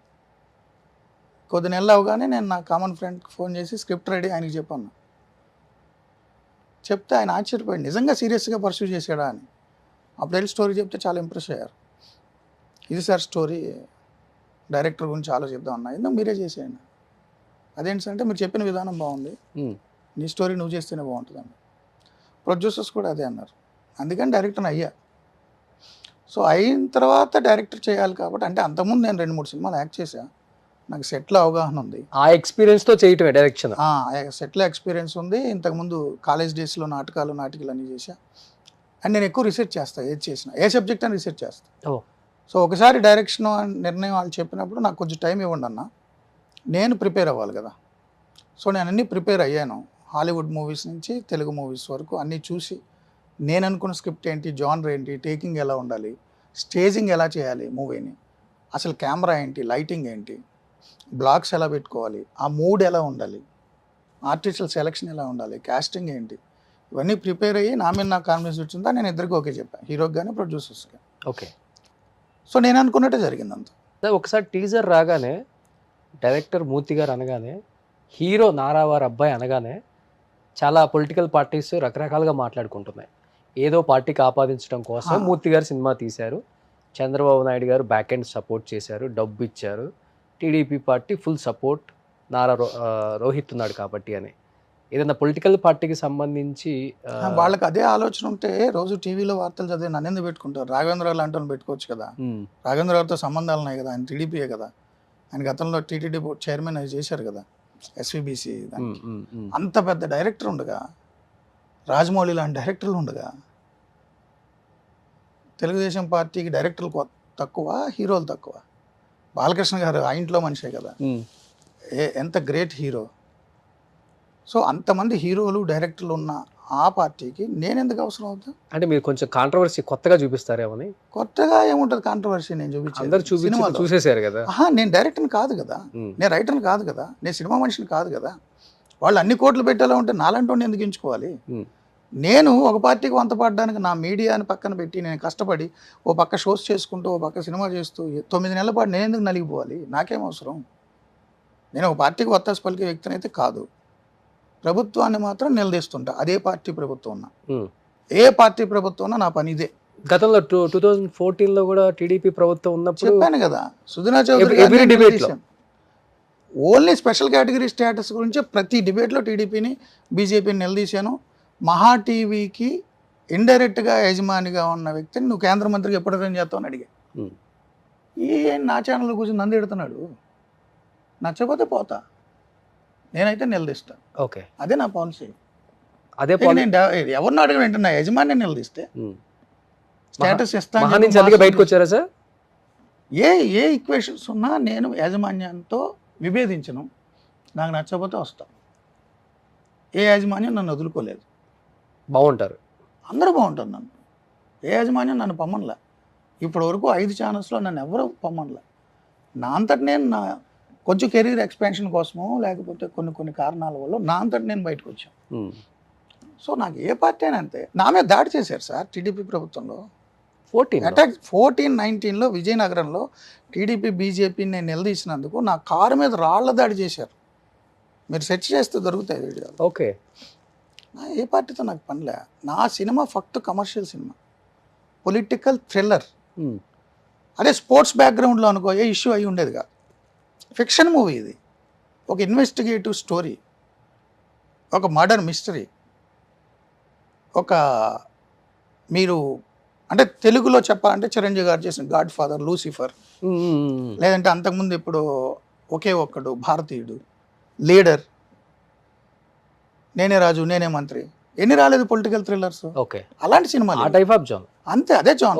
ఇందులో ఈ ప్రొపగండా మూవీస్ కాదు, యాత్ర, వ్యూహం, శపథం ఇవి కాదు. నా సినిమాలో పార్టీలు ఉండవు, రిజెంబ్లెన్స్, పొలిటికల్ లీడర్లు ఉండరు, ఏ క్యారెక్టర్లు ఉండరు, బట్ పొలిటికల్ థ్రిల్లర్, ఒక మిస్టరీ. ఇది ఫక్త్ కమర్షియల్ సినిమా. అండ్ టీజర్ కూడా మెగాస్టార్ చిరంజీవి గారు లాంచ్ చేశారు అనుకుంటా. చిరంజీవి గారు లాంచ్ చేశారు. నా అభిమాని హీరో నా ఫస్ట్ సినిమా టీజర్ లాంచ్ చేశారంటే ఎలా ఉంటుంది? కలిసారు ఎంతమంది చిరంజీవి గారిని? చాలాసార్లు కలిసారు. చాలాసార్లు కలవటం వేరు. మీరు చెప్పారు ఆయన అభిమానిగా ప్రెసిడెంట్కి సంబంధించిన సంఘాలలో కూడా పనిచేశాను. ఆయనకి నా గురించి తెలుసు, నేను అప్పుడు ఫ్యాన్స్గా పనిచేసిన కార్యక్రమాలు ఆయనకి తెలుసు, నేను అప్పుడు ఎంత అగ్రెసివ్గా ఉండేవాడిని ఆయనకు తెలుసు, ఇంట్లో నాన్నలతో దెబ్బలు తిండాలు కూడా ఆయనకు తెలుసు, సినిమాలకు పోయి బ్యానర్లు కట్టి పోస్టర్లు అతికిచ్చి 100 రోజు ఫంక్షన్లకు పిచ్చి పిచ్చిగా చేసి అని ఆయనకు తెలుసు. ఆ తర్వాత చిరంజీవి గారు ప్రజారాజ్యం పార్టీ పెట్టినప్పుడు కూడా నాకు ఇంటర్వ్యూ ఇచ్చారు. బట్ అదే అభిమాన హీరో మీద చాలాసార్లు డిబేట్ కూడా చేయాల్సి వచ్చింది. అంటే నా వ్యక్తిగత అభిమానం వేరు, జర్నలిజం వేరండి. ఓకే, అంటే నొప్పించి ఉంటుంది కదా, ఎంత ప్రేమించే అభిమాని కదా, గుండెల్లో పెట్టుకున్న అభిమాని. ఇదే వ్యక్తిగతంగా ఎప్పటికీ నేను చిరంజీవి గారి అభిమాని. ఒక సినిమా లవర్గా నాకు నచ్చిన the best actor hero Chiranjeevi గారు. అది అప్పుడు చెప్తే ఇప్పుడు చెప్తే ఎప్పుడు చెప్తాను. ఓకే. బట్ యాజ్ అ జర్నలిస్ట్గా ఆయన ఒక రాజకీయ పార్టీ పెట్టిన తర్వాత క్వశ్చన్ చేయడం జర్నలిస్ట్ విధి. నేను క్వశ్చన్ చేస్తా. నా అభిమాన నటుడు కాబట్టి నేను క్వశ్చన్ చేయను, లేదా నా అభిమాన ఇది కాబట్టి నేను క్వశ్చన్ చేయను, నా అభిమాన నాయకుడు కాబట్టి క్వశ్చన్ చేయను. నేను జర్నలిజం ద్రోహం చేసినట్టు. నా వృత్తి వేరు, నా వ్యక్తిగత అంశాలు వేరు. ఓకే. నాకు ఎవరితోటే అలాగే ఉంటుంది, ఎవరితోటినా అలా ఉంటుంది. సపోజ్ మా నాన్న రాజకీయ పార్టీ నాయకుడైనా నేను ఆయన మిస్టింగ్ ఆపరేషన్ చేసి ఉండేవాడిని. నా వృత్తి వేరు, వ్యక్తిగత సంబంధాలు వేరు. నాకు ఆ క్లారిటీ ఉంది, పిచ్చ క్లారిటీ ఉంది. నువ్వు చిరంజీవి గారు అభిమాని కాబట్టి చిరంజీవి గారి మీద స్టోరీలు చేయకూడదు అంటారు మీరు. నేను ఎవరికో అభిమాని కాబట్టి ఆయనకు అనుకూలంగా చేస్తాను అంటారు. రెండింట్లో మీకే కాంట్రడిక్షన్. చెయ్యొద్దు నేను అనలేదు సార్. నేనేది చేసినప్పుడు మీరు కాదు, నేనేది జనం గురించి చెప్తున్నా. మీ మనసుకు నచ్చిన హీరో కదా, మనసుకి ఏమైనా నొప్పిస్తుందా అని అడిగాను అంతే. పర్సనల్ వేరు, నొప్పించడం వేరు. బట్ ప్రొఫెషన్ కనుక నేను అన్యాయం చేస్తే నాలో స్వార్థం మొదలయ్యి, అవును, నాలో ఇష్టాలనే ప్రాతిపదిక మీద కనుక నేను జర్నలిజం చేస్తే నేను ఎమోషనల్ ఇన్ని కబుర్లు చేయలేను కదా. వ్యక్తిగతంగా ఉంటుంది నాకు, అరే నా అభిమాని హీరో ఇట్లా ఉంటే బాగుండేదని నాకు ఉంటుంది. Boss okay. చూడండి అసలు ఎలా చూస్తున్నారు లుక్ ఆయన నేను బాగా తెలుసు కదా. ఆయన నన్ను అదే ప్రేమతో స్వీకరిస్తారు ఎప్పుడు కూడా. నేను మీరు చెప్పిన డిబేట్లు చేసిన స్టోరీలు చేసిన తర్వాత కూడా, ఓకే, నేను మీరు చెప్పిన స్టోరీలు డిబేట్లు చేసిన తర్వాత కూడా ఒకసారి ఆయన సెంట్రల్ మినిస్టర్ ఉండగా దిల్సుఖ్ నగర్లో సాయిబాబా టెంపుల్ దగ్గర ఏదో బ్లాస్టులు జరిగినాయని నేను అప్పుడు లైవ్లో రిపోర్టింగ్కి వెళ్ళా. నేను లైవ్ రిపోర్టింగ్కి వెళ్ళినప్పుడు ఆయన సెంట్రల్ మినిస్టర్, సో ఆయన విజిట్ చేస్తున్నారు ఆ స్పాట్ని. ఆయన ఇంకా వస్తున్నారు కానీ రాలేదు. నేను లైవ్లో రిపోర్టింగ్ చేస్తున్నా నా ఛానల్కి. పోలీసులు వచ్చి తోసేస్తున్నారు, పోలీస్ కమిషనర్ వాళ్ళందరూ వచ్చి వచ్చేస్తున్నారు. నేను లైవ్లో ఉన్నప్పుడు మీకు తెలుసు కదా ఎలా ఉంటుందో, మనం వాళ్ళని ఊరుకోబెడతా ఇంకా కంటిన్యూ అవుతూ ఉంటాం. వెనక నుంచి గబగా మాకు వచ్చింది, చిరంజీవి గారు వాళ్ళు చేసేశారు. ఏ మూర్తి అని. సో అప్పుడు కన్నబాబు గారు అని నా ఫ్రెండ్, మా ఈనాడులో కొలీగ్, ఆయన కూడా బాగా తెలుసు. అప్పుడు ఎమ్మెల్యే పిఆర్పి, ఓకే, కాంగ్రెస్కి వెళ్ళింది. సో వారు చెప్పారు మూర్తి లైవ్లో ఉన్నాడని, కానీ వచ్చి నాతో మాట్లాడారు. ఎప్పుడు నన్ను బాగా రిసీవ్ చేసుకుంటారు. ఆయన కూడా అది మనసులో పెట్టుకోరు. ఓకే, వీడు నా మీద స్టోరీలు చేశాడు, నా మీద డిబేట్లు చేశాడు. అది వేరు, ఇది వేరు. వారికి తెలుసు, నాకు తెలుసు ఆ విషయం. సో టీజర్ చూడగానే షాక్ అయ్యారా? చాలా ఇష్టపడ్డారు, బాగా చేసే ఉన్నారు. ఓకే, చాలా బాగా చేసే ఉన్నారు.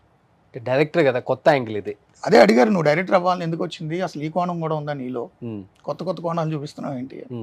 ఫ్యాన్ బాయ్ మూమెంట్ కదా. ఇన్ ఫ్యూచర్ చాలా మెగాస్టార్ చిరంజీవితో ఏమైనా సినిమా తీసే అవకాశం ఉందా? చెప్పలేం కదా. నేను ఈ మూమెంట్లో ఉంటాను. నేను ఓకే, ఫ్యూచర్ ఏమవుతుంది అనేది నాకు తెలియదు. నేను ఈ మూమెంట్లో లివ్ చేస్తా. ఫ్యూచర్ ఏంటి, గతం ఏంటి పట్టించుకోండి. యాక్చువల్ చిరంజీవి గారు అన్నారు చేస్తావేమో అని. ఓ సో తెలియదు కదా అన్నారు. బట్ మనం ఫ్యూచర్ గురించి ఎక్కువ ఊహించుకుని అట్లా చేయండి. నేను ఈ నిమిషం ఎలా ఉన్నాను అంతే. మీకు సంబంధించిన కొన్ని పిక్స్ అంటే మీరు అన్నారు కదా, జర్నలిజం వేరు, రియల్ లైఫ్ వేరు, మనం దీన్ని కనెక్ట్ చేసుకోకూడదు, ఆ ఎమోషనల్స్ ఇక్కడ చూపించకూడదు అన్నారు. కాబట్టి కొన్ని మనకు బాధ అనిపించినా, లేకపోతే పక్కనోడు ఏంటి ఇలా చేసాడు అనిపించినా కానీ కొన్ని చేయాల్సి వస్తుంది. అలా కొన్ని మీరు చేసిన డిబేట్స్ మీద మా వాళ్ళు కొన్ని ఫొటోస్ కలెక్ట్ చేశారు. సూపర్. ఓ ఇది మీ జర్నీ అనమాట. అదే పర్సనల్ సోషల్ మీడియా ప్లాట్ఫామ్ మీద పెట్టినాయి. 1988 అది. ఊర్లో, అది మీ ఊర్లో. బాగా పవన్ కళ్యాణ్ గారు లాగా ఉన్నారు ఈ పిక్లో. ఆయనకు కూడా ఇలాంటి సేవలు అంటే ఇష్టం కదా. Yes, I request you please don't try as a hero brother when there are great actors like you. How would I? Ganesh నాకు మంచి మిత్రులు, ఓకే, వ్యక్తిగతంగా. బట్ మళ్ళీ ప్రొఫెషనల్గా అయితే ఆయన నేను క్వశ్చన్ చేస్తాను, అది వేరే విషయం. నా స్టూడియోలో నుంచి మధ్యలో వెళ్ళిపోతున్నారు గణేష్. ఒకసారి క్వశ్చన్ చేసినప్పుడు నీ దగ్గరికి రావద్దన్నారు, నాకు చాలామంది చెప్పారు ఆడు దుర్మార్గుడు, ఆడి దగ్గరికి వెళ్ళొద్దన్నా అది ఇది అని.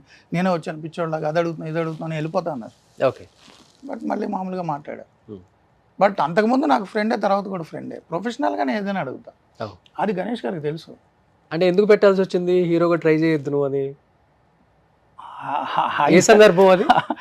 కాదు, నేను ఏదో ఫోటో పెట్టినప్పుడు ఆయన అట్లా పెట్టాడు, నువ్వు హీరోగా ట్రై చేయొద్దు బ్రదర్ అది ఇది అని. అంటే ఏదో డిబేట్ చూసి పెట్టాడు అనుకున్నా నేను, ట్విట్టర్ అదిగో కింద అది పెట్టారు కదా. డిబేట్ కాదు, నా ఫోటోలు చూసేదో పెట్టారు. అవునా? సోషల్ మీడియాలో నాకు చూసేదో పెట్టినట్టున్నారు.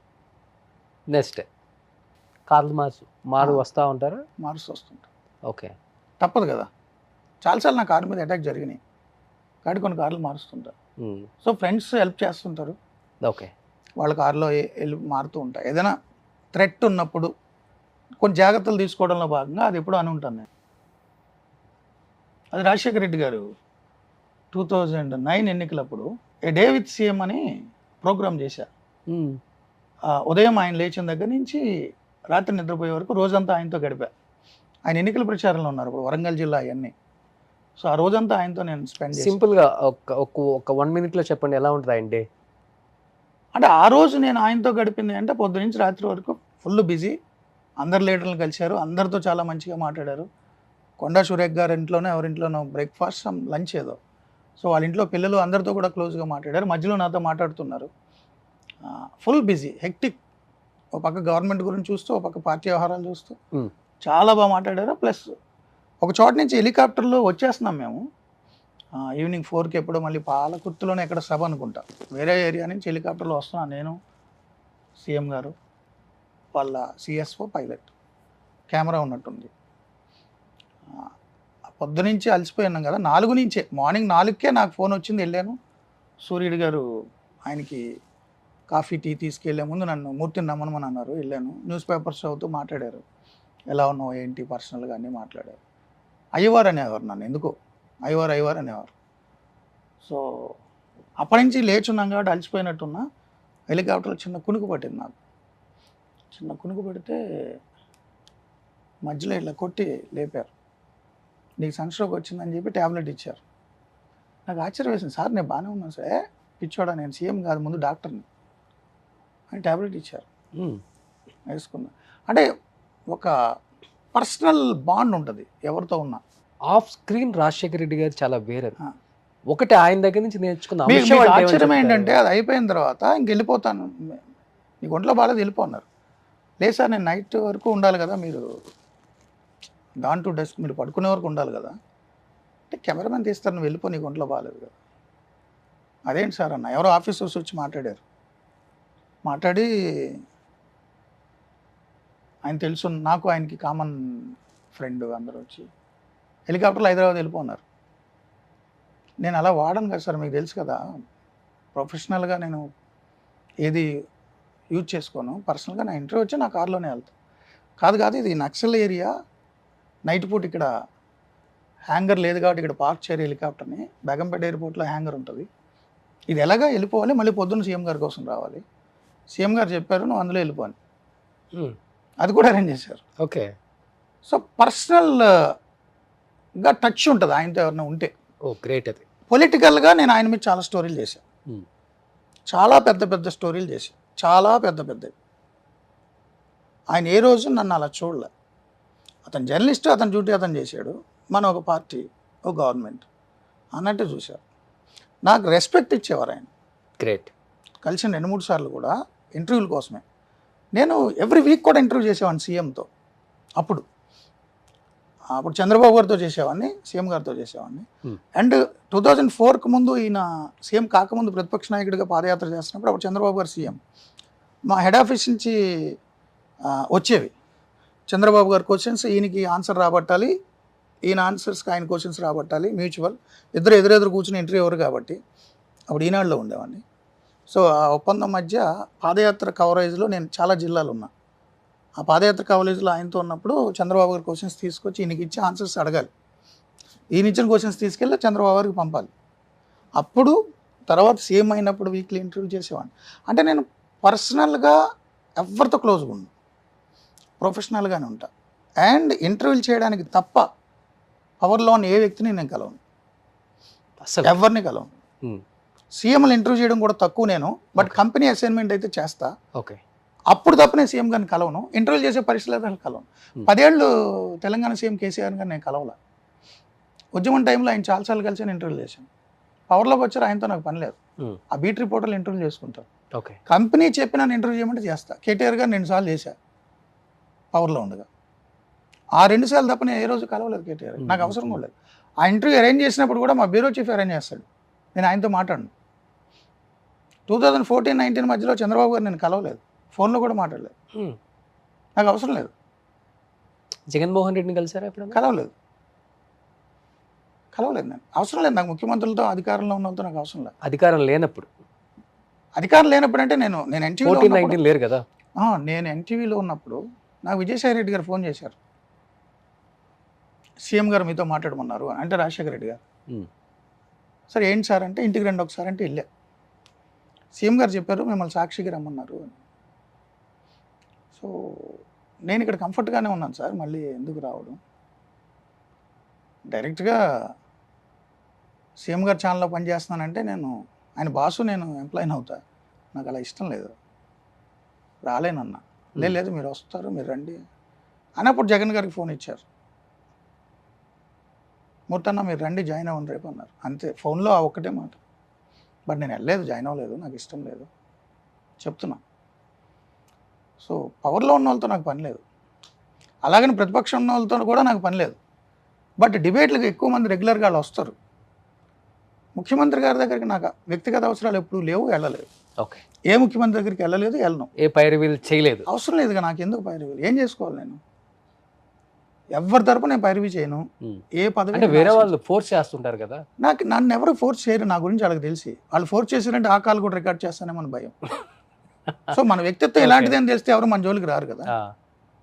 సో నన్ను ఎవరు అడగలేదు, నేనేం పైరవీ చేయలేదు. నాకు వ్యక్తిగతంగా కానీ, నా ఇంట్లో వాళ్ళ గురించి కానీ, అంటే అమ్మ నాన్న అక్క చెల్లి అన్న వీళ్ళ గురించి కానీ, నాకు తెలిసిన వాళ్ళ గురించి కానీ ఎప్పుడు ఎవరిని నేను ఏదో అడగలేదు, అడగను. నాకు కూడా అవసరం లేదు, ఎందుకంటే నాకు వేరే ఉద్యోగం లేదు, నాకు వేరే అవసరాలు లేవు, వేరే కాంట్రాక్ట్లు లేవు, వేరే బిజినెస్లు లేవు, వేరే అవకాశాలు కూడా నాకు వద్దు. నేను వీళ్ళతో పవర్లో ఉన్న వాళ్ళతో మంచిగా వెళ్ళి వాళ్ళతో ఏ పదవులు తీసుకోను. బయట అంతా పుకారే, లైఫ్లో కూడా తీసుకోను. గారికి 100 కోట్లు అనేది పుకారు, మీకు తెలుసు కదా. అదే నాకు తెలుసు, బయట వచ్చేది పుకారే. మీకు తెలుసు కదా, నా ఫ్లాట్ మీకు తెలుసు కదా, తెలుసు. బ్యాంక్ లోన్ తెలుసు, నెలకి 42,000 ఈఎంఐ తెలుసు. అదొకటే నా జీవితం. నాకు ఏ ఫ్లాట్లు లేవు, ఏం ఆస్తులు లేవు. ఊర్లో నాన్న నుంచి వచ్చింది కూడా నాకు వద్దని తెలకైతే మీరు సంతకం పెట్టా, అది ఇంట్లో వాళ్ళు వాడుకుంటారు, మా అన్నయ్యలో అక్కలు ఎవరు చెల్లెల్లో తీసుకుంటారు. నాకు అమ్మా నాన్న ఇచ్చింది, తాతల నుంచి వచ్చిందే వద్దన్నా. ఊర్లో వాళ్ళ ఆస్తు నాకేం పని, నేనేం చేసుకోను.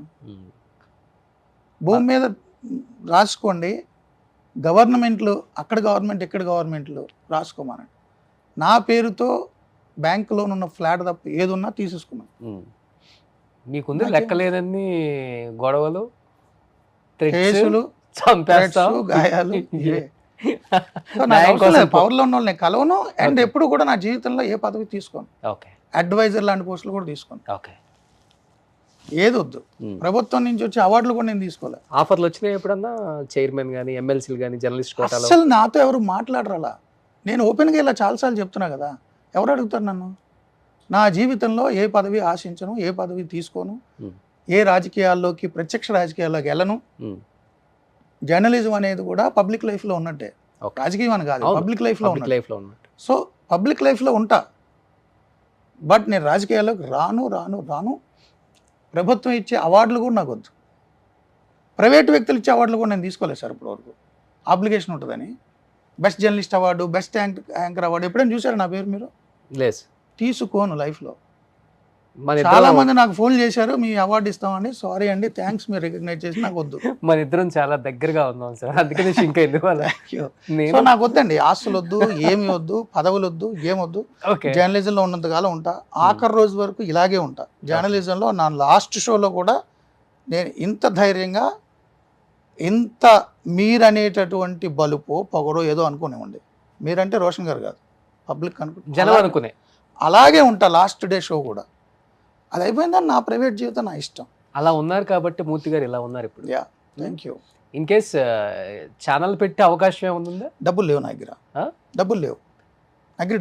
ఛానల్ పెట్టాలంటే ఛానల్ పెట్టాలంటే డబ్బులు అక్కర్లేదు సార్, డబ్బులు కావాలి. 2 కెమెరాలు ఉంటే చాలు. 2 కెమెరాలు ఉంటే చాలు అంటే అది పర్సనల్గా నా YouTube channel.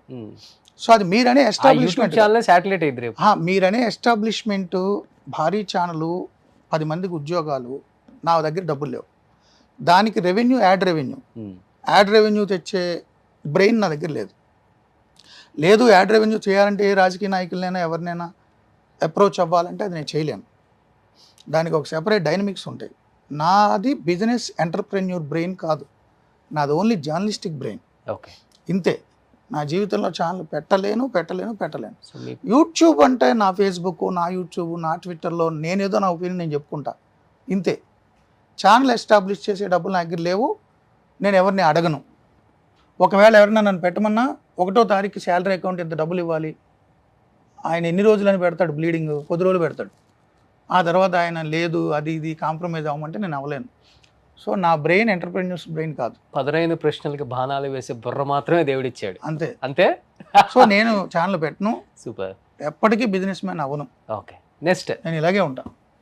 First post announcement అది రోహిత్ గారి birthday 2023 last year.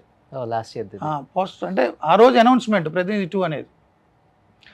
Producers Kumar రాజా, ఆంజనేయులు గారు వాళ్ళిద్దరు. యువతలో ఉన్నది నా రోహిత్ గారికి నాకు common friend Sai Krishna.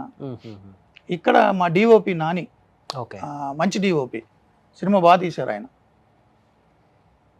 Next so release 25th కదా సార్? 25th అవుతున్నాయి పోస్ట్ ప్రొడక్షన్ పనులన్నీ. 25th release. సో ఎటువంటి ఫీడ్బ్యాక్ వచ్చింది బయట నుంచి? అంటే మిమ్మల్ని ఇష్టపడే వాళ్ళు చాలా మంది ఉన్నారు ఇండస్ట్రీలో. చాలా మంది ఉన్నారు, బాగా తీసాను అన్నారు అందరూ కూడా. టీజర్ చూసి ట్రైలర్ చూసి చాలా బాగుంది అన్నారు. బట్ పబ్లిక్ డిసైడ్ చేస్తారు. నా టేక్ అది. నా ఒక జర్నలిస్ట్ పర్స్పెక్టివ్లో పాలిటిక్స్ అండ్ పబ్లిక్ ఎలా ఉండాలి ఇవన్నీ నా ఒపీనియన్. ఫిక్షన్తో నేను ఒక సినిమా తీశాను, జనం డిసైడ్ చేస్తారు ఎలా ఉండాలి ఏంటని. ఓకే సార్, మీరు ఒక లైవ్ డిబేట్ పెట్టారు అంటే ఇండస్ట్రీకి సంబంధించి కావచ్చు, పొలిటికల్గా కావచ్చు, వాళ్ళ లైఫ్ లాంగ్ గుర్తుపెట్టుకునే విధంగా ఉంటుంది కదా? ఉండొచ్చు. అంటే కక్ష గట్టి చేస్తారనేది కొంతమంది ఉంటుంది, లేదు ఇంటెన్షన్గా ఏది చేయను, వాస్తవాలు సేకరించి ఇష్యూ బేస్డ్ వాస్తవాలు సేకరించే చేస్తారు. నాకు వ్యక్తిగతంగా ఎవరి మీద కక్ష ఉండదండి. ఎందుకంటే బిగ్ బాస్ కౌశల్ది ఒకటి నాకు బాగా గుర్తు. 20 సంవత్సరాల నుంచి కట్టుకున్న కోటని 20 నిమిషాల్లో కూల్ చేసావు అని చెప్పేసి అతను మీద ఒక స్టేట్మెంట్ కూడా అతను బాధపడ్డారు. యాక్చువల్లీ బిగ్ బాస్ షో టైంకి ఆయన కౌశల్ ఆర్మీ అని ఒకటి ఉండేది. అవును, ఆయన బిగ్ బాస్ షోలో హౌస్లో ఉన్నంతకాలం ఆయన ఆ షోలో భాగంగా ఫుడ్ తినకపోతే జైల్లో పెడితే జనం కూడా ఫుడ్ తినట్లేదని వాళ్ళు జైల్లో బంధించుకున్నట్టుగా వాళ్ళు కూడా బాధపడుతూ ఆయనకు ఒక ఫ్యాన్ బేస్ ఆర్మీ లాగా తయారైంది, Kaushal army. So big boss win అవ్వడానికి అది చాలా ఉపయోగపడింది. బిగ్ బాస్ విన్ అయిన తర్వాత కూడా అదొక ఆర్మీ అని ఒక సోషల్ మీడియాలో ఇంకెవరైనా ఆయన క్వశ్చన్ చేసినా లేదా బిగ్ బాస్ హౌస్లో ఆయన పోటీదారులైనా వాళ్ళని పర్సనల్గా కూడా వెంటాడి వేధించి ట్రోల్ చేసి ఇక ఒక రకమైన మోనోపలి, ఒక ప్రైవేట్ ఆర్మీ లాగా సోషల్ మీడియాలో డిజిటల్ ఆర్మీ లాగా తయారయ్యి ఆయన్ని ఎవరు క్వశ్చన్ చేసినా ఇబ్బంది పెట్టేసే స్థాయిలో చేసేస్తున్నప్పుడు బిగ్ బాస్ హౌస్లో లేదా మా టీవీ ఎండమాల్ వీళ్ళు ఏమైనా ఇన్ఫ్లుయెన్స్ గురవ్వచ్చు, కానీ ఒక కామన్ మ్యాన్గానే ఇన్ఫ్లుయెన్స్ గురవును. సో జెన్యూన్ ప్లే ఆడారు, ఆయన విన్ అయ్యారు, కంగ్రాచులేషన్స్. బట్ ఆయన ఆర్మీ పేరుతో ఉన్నటువంటి ఒక ఫ్యాన్ బేస్ ఫేక్ అంటారు. ఫేక్ అని నేను అన్నాను. ఒక డిజిటల్ ఆర్మీ లాగా తయారై ఇంకెవరిని పడితే వాళ్ళని బ్లాక్మెయిల్ చేసి వాళ్ళని ట్రోల్ చేసి వాళ్ళని వేధించేస్తాను ఆయనతో పాటు పోటీ పడిన వాళ్ళని అంటే నాకు నచ్చలేదు. నేను అందుకే రీసెర్చ్ చేశా, ఆయన అభినందించా. ఆయన కొన్ని చెప్పారు, ఏమని ప్రైమ్ మినిస్టర్ ఆఫీస్ నుంచి ఫోన్ వచ్చింది నాకు అన్నారు, దాన్ని ఓన్ చేసేసుకున్నారు. నేను స్టడీ చేశా, రైట్ టు ఇన్ఫర్మేషన్ ప్రకారం అడిగాను, సేకరించాను సమాచారం. పిఎంఓ ఆయనకు ఫోన్ చేయలేదు. నేను అదే లైవ్లో అడిగా, లేదు నాకు పిఎంఓ నుంచి ఫోన్ చేశారు, సో అండ్ సో నెంబర్ చూసుకొని కావాలంటే అన్నారు. ఆ నెంబర్ నేను లైవ్లో కలిపి మాట్లాడాను ఆయనతో, ఏంటి మీరు పిఎంఓలో పనిచేస్తారు, హూ ఆర్ యూ అని. లేదండి నేను పిఎంఓలో ఉన్న వాళ్ళతో సంబంధాలు ఉన్నాయి నాకు అని తెలుగు అతనే. అతను జేడి శీలం గారి దగ్గర కొంతకాలం పనిచేసేవాడు, నాకు తెలుసు. పిఎంఓ చేశారని ఎందుకు చెప్పుకుంటారు మీరు? పిఎంఓ చేశారని చెప్పుకోకూడదు కదా, ప్రైమ్ మినిస్టర్ చేశారని చెప్పుకోకూడదు కదా. ఓకే, అది నేను లైవ్లో అడిగా. నాకు కౌశల్ మీద కక్ష ఎందుకు ఉంటుంది? 20 సంవత్సరాల కష్టం 20 నిమిషాల్లో నాశనం చేసావు కదరా అంటే తమ్నేల్ అలా పెట్టారో లేదా ఆయన అన్నారో నాకు తెలియదు, కానీ ఆయన 20 సంవత్సరాల కష్టం ఏంటి, 20 నిమిషాలు నేనే నాశనం చేశా. ఆయన పిఎంఓ ఫోన్ చేశారన్నారు, లేదు అని నేను ప్రూవ్ చేశా. తర్వాత ఇంకోటి ఏదో ఉంది, గిన్నీస్ రికార్డ్ సంథింగ్, ఆయనకు వచ్చిన ఫోన్ కాల్స్ గిన్నీస్ రికార్డ్ ఆ స్థాయిలో వచ్చినాయి అన్నారు. ఎన్ని కాల్స్ వచ్చాయి చెప్పమని అడిగాను, నేను చెప్పలేదు. గిన్నీస్ రికార్డ్ ఏంటో కూడా నేను చూశాను. ఏంటి కాల్స్ ఏంటి, గిన్నీస్ రికార్డ్ ఏంటి కాదు, ఇంకోటి ఏదో అలాగా రాంగ్ క్లైమ్ 3 క్లైమ్స్ చేసుకున్నారు ఆయన. 3 క్లైమ్స్ కాదు అని నేను చెప్పాను. తర్వాత ఆయన ఇంకోటి ఏదో లైవ్లోనో ఎక్కడో మాట్లాడతా ఈవెన్ మూర్తి పిల్లలు కూడా నా ఫ్యాన్సే, నాకు మూర్తి లైవ్లో చెప్పాడు అన్నారు. నాకు పిల్లలు ఉన్నారా? నేను చెప్పాను పెళ్ళే కాలేదు పిల్లలు కదా, అదే అడిగాను నేను. దాని గురించి ఆయన అట్లా నేనేదో నాశనం చేశాను అన్నారు. నాకు కౌశల్తో నాకేం వ్యక్తిగత అవును, అసలు ఏం సంబంధం ఉంది ఆయన నాకు తెలియదు, ఆయనకి నాకు సంబంధం లేదు. బిగ్ బాస్ అనేది అప్పట్లో ఆ టైంలో talk of the town. Big boss హౌస్లో జరిగిన గొడవల మీద కూడా అన్ని టీవీ ఛానల్స్ లైవ్లు పెడతాయి. అవును, విన్నర్స్తో లైవ్లు పెడతాయి, రన్నర్స్తో లైవ్లు పెడతాయి. అలాగే నేను లైవ్ పెట్టా. ఆయన క్లైమ్లు తప్పు అని నా రీసెర్చ్లో తేలింది, ప్రూవ్ చేశా అంతే. ఆ తర్వాత కూడా ఆయన నాకు ఎనిమీ కాదు కదా, ఎందుకు ఎనిమీగా ఉండాలి? కౌశల్ ఎదురుపడితే నేను హాయ్ చెప్తా, తప్పే ఉంది సార్ ఇందులో. మీరు ఫ్యూచర్లో బిగ్ బాస్కి వెళ్ళే అవకాశం ఉందా? నాకు బిగ్ బాస్ చాలాసార్లు అడిగారా? నేను వెళ్ళను, నాకు సింక్ అవుతుంది, నాకు అది సెట్ అవ్వదు. వెళ్ళండి, మీరు మీలాగే ఉంటారు కదా, అక్కడ కూడా అలానే ఉండండి. అంటే ఇప్పుడు నేను మీలాంటి వాళ్ళు వెళ్తేనే అసలు బిగ్ బాస్ లో ఏం జరుగుతుందో తెలుస్తుంది సార్ మాకు. 100 రోజుల పాటు నన్ను నేను బంధించుకోవడానికి, మీ చెప్పు చేతుల్లో నేను ఉండడానికి నా లైఫ్ని మీకు రాసిస్తాను అనడం నాకు ఇష్టం ఉండదు. నేను హక్కుల ఉద్యమం నుంచి వచ్చినోడిని, బాలల హక్కులు, మానవ హక్కులు, పౌర హక్కులు ఇవన్నీ తెలుసున్న వ్యక్తిని. సో నాకుగా నేను 100 రోజులు నా జీవితాన్ని మీకు రాసిచ్చేస్తాను. మీరు జైల్లో పెట్టినా, మీరు తిండి పెట్టినా పెట్టకపోయినా, మీరు ఒకటే గుడ్ డేస్కు 10 మంది తినమని చెప్పినా, లేదా బాత్రూమ్లు కమోడ్ కడగలేదేంటో అని చెప్పి మీరు ప్రతి శుక్రవారం శనివారం వచ్చి ఆదివారం వచ్చి నన్ను తిడతానన్నా, నేను సంతకం పెట్టి అలా ఉండను అంటున్నా. నా స్వేచ్ఛని ఒకళ్ళు హరించలేరు సార్. 100 రోజులు నా స్వేచ్ఛను హరించేసి నేను సంతకం పెట్టి మీకు ఎందుకు ఇస్తా? ఓకే, నాకేం పని లేదా? నా పర్సెప్షన్ చెప్తున్నా. బట్ బిగ్ బాస్ వెళ్ళిన వాళ్ళు అందరూ ఆలోచన ఏంటంటే, ఎస్ బిగ్ బాస్ అనేది పెద్ద ప్లాట్ఫామ్, కొన్ని లక్షల మందికి మన ఫిలాసఫీ రీచ్ అవ్వచ్చు, మన ఆలోచనలు చెప్పచ్చు. సో అదొక గేమ్ బాగుంటుంది ఎంటర్టైన్, అది వాళ్ళ ఆలోచన. నాకు బిగ్ బాస్ హౌస్కి వెళ్ళే వాళ్ళతో విభేదాలు లేవు. ఓకే, నా ఫ్రెండ్స్ చాలామంది వెళ్ళారు. సన్నీ అంతకుముందు విన్నర్, వాడు నా ఫ్రెండ్ కదా, మేము ఇద్దరు కలిసి పనిచేసాం. ఏబిఎన్లో మేము ఇద్దరు కలిసి పనిచేసాం. సన్నీ ఈజ్ మై ఫ్రెండ్, నా కొలీగ్ అతను. సో చాలామంది ఉన్నారు నా ఫ్రెండ్స్. కత్తి మహేష్ నాకు ఫ్రెండ్, బాబు గోగినేని గారు నాకు బాగా తెలుసు. బిగ్ బాస్ హౌస్లోకి వెళ్ళిన వాళ్ళు అంటే నాకు ఇష్టమే. ఫస్ట్ విన్నర్ శివ బాలాజీ నాకు ఫ్రెండ్. సో ఆయన బిగ్ బాస్ని నేరుగా నా స్టూడియోకి వచ్చారు, ఫస్ట్ ఇంటర్వ్యూ నాకే ఇచ్చారు ఎక్కడికి వెళ్ళకుండా. ఈసారి బిగ్ బాస్కి ప్లాన్ చేస్తున్నారంట మిమ్మల్ని, ఆర్జీవి గారిని. అంటే బిగ్ బాస్ నాకు ఇష్టం. అంటే బిగ్ బాస్లో వెళ్ళి 100 రోజులు నన్ను నేను బంధించుకోవడానికి, నా జీవితం స్టీరింగ్ ఎవరికో ఇవ్వడానికి. శని ఆదివారాలు నాగార్జున గారు వచ్చి అందరూ ఆయన రాగానే లేచి నుంచుని, ఎవరో పక్కన ఉన్న వాళ్ళు వీడు ఎక్కువ తినేసాడు, వీడు తక్కువ తినేసాడు, వీడు తొడవలేదు అంటే సార్ అని సారీ చెప్పి నథింగ్ నాకు నచ్చదు. ఇది నా అభిప్రాయం మాత్రం అంటున్నా, అందరినీ నేను అంటలా. నా మెంటాలిటీకి సూట్ అవ్వదు కాబట్టి నన్ను అడిగారు, నేను రానని చెప్పాను. ఇప్పుడు దాకా మా మూర్తి గారే ఉన్నారు, ఇప్పుడు ఆర్జీవి గారు వచ్చారు. ఆర్జీవి గారు నాకు బాగా తెలుసు, అదే మంచి ఫ్రెండ్స్ కదా ఇద్దరు. అంతే, పర్సనల్గా నాకు బాగా ఇష్టం, ఆయనకు కూడా నేను ఇష్టం. ఏం నేర్చుకున్నారు ఆయన దగ్గర నుంచి? మీ దగ్గర నుంచి ఆయన ఏం నేర్చుకున్నారు? అట్లా ఏముండదు, అట్లే ఉండదు, ఒకళ్ళ నుంచి ఒకళ్ళు ఏం నేర్చుకుంటాం, బట్ చూస్తాం, అబ్జర్వ్ చేస్తాం, ఏదైనా మంచి పాయింట్ ఉంటే తీసుకుంటాం. అజీవ్ గారనే కాదు, ఇప్పుడు నాతో పనిచేసే నా జూనియర్ కొలీగ్ అయినా, ఆఫీస్ అసిస్టెంట్ అయినా, హెల్పర్ అయినా, అతనిలో కూడా కొన్ని మంచి లక్షణాలు అంటూ నేర్చుకోవచ్చు. సో అది పర్టికులర్గా ఒక పర్సన్ ఇది నేర్చుకుందామని ఏమి ఉండదు. నాకు సూట్ అవ్వదు రోషన్ సార్ బిగ్ బాస్కి నేను సూట్ అవ్వను.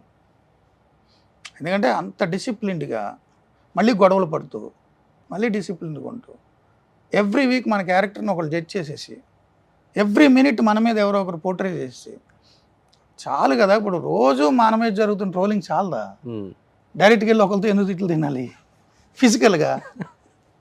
అంటే మూర్తి గారు మీకు కోపం ఎక్కువ, లేకపోతే చాలా పేషెన్స్ ఉన్న వ్యక్తి, ఎలా? షార్ట్ టెంపరా?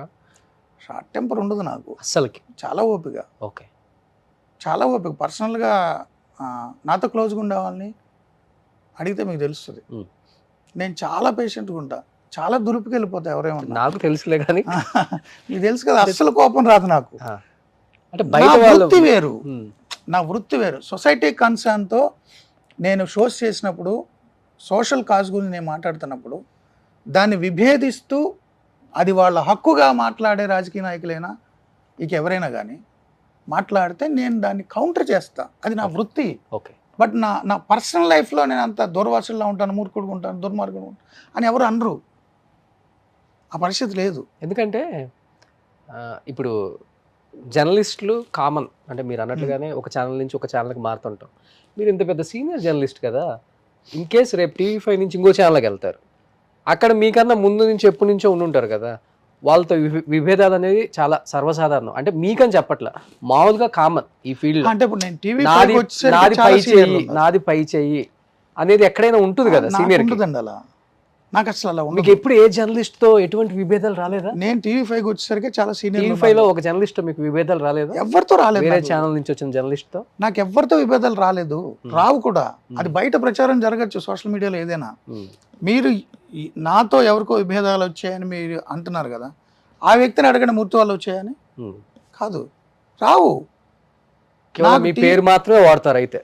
వాడుకోవచ్చు. ఎవరెవరో ఏందో చెప్తే నాకు తెలియదండి. నేను పనిచేసిన 5 ఛానల్స్లో ఎవరితో విభేదాలు పడను. ఎందుకంటే నేనేంటనేది 9 గంటలకు టీవీలో చూస్తే తెలుస్తుంది. నా పని ఏంటనేది, నా పని ఏంటి, నేను ఎలా పని చేస్తాను అనేది మేనేజ్మెంట్కి తెలుసు, నాకు తెలుస్తుంది. నేను ఎవరితో ఎందుకు గొడవ పడాలి? ఒకళ్ళ వల్ల నాకు ఇన్సెక్యూరిటీ లేదు, నా వల్ల ఒకరికి ఇన్సెక్యూరిటీ ఉండదు. అది నా పాలసీ డే 1 నుంచి కూడా.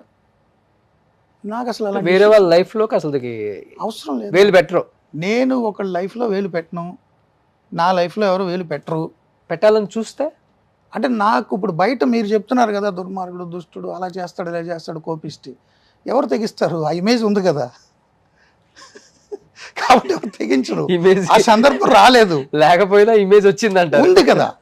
అది నేను తెచ్చిపెట్టుకున్నది కాదు, ఓకే, అది వచ్చింది. నిజమే, వీడు ఇలాంటివాడేమో నా దేవుడికి ఎవడు రాడు. ఓకే, యాక్చువల్గా వచ్చినా నేను పక్క వెళ్ళిపోతా.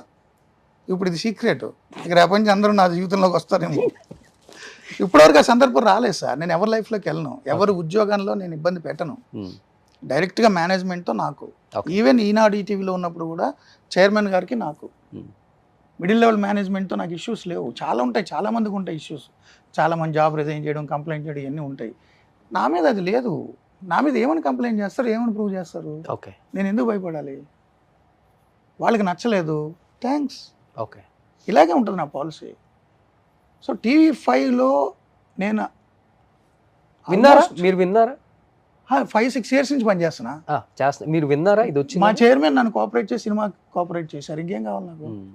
సో మీడియా హౌస్లకు అతీతంగా చెప్పండి, ఫస్ట్ పనిచేసిన ఈటీవీ సంస్థ రామోజీరావు గారి దగ్గర నుంచి నేర్చుకున్న అంశం అంటే ఏమని? చాలా నేర్చుకున్నా, ఆయన దగ్గర నుంచి చాలా నేర్చుకున్నా. నిబద్ధత నేర్చుకున్నా, కమిట్మెంట్ నేర్చుకున్నా, ఎంత కష్టమైన దాన్ని పర్సూ చేయాల్సిన పరిస్థితి నేర్చుకున్నా, డిసిప్లిన్ నేర్చుకున్నా, డెడికేషన్ నేర్చుకున్నా, చాలా నేర్చుకున్నా సార్. అందరి దగ్గర నేను అన్నీ నేర్చుకున్నా. ఆయన ఏదన్నా మంచి పని చేస్తే ఫోన్ చేసి కూడా అప్రిషియేషన్ చేస్తారు. నన్ను అప్రిషియేట్ చేశారు ఫోన్లోనే.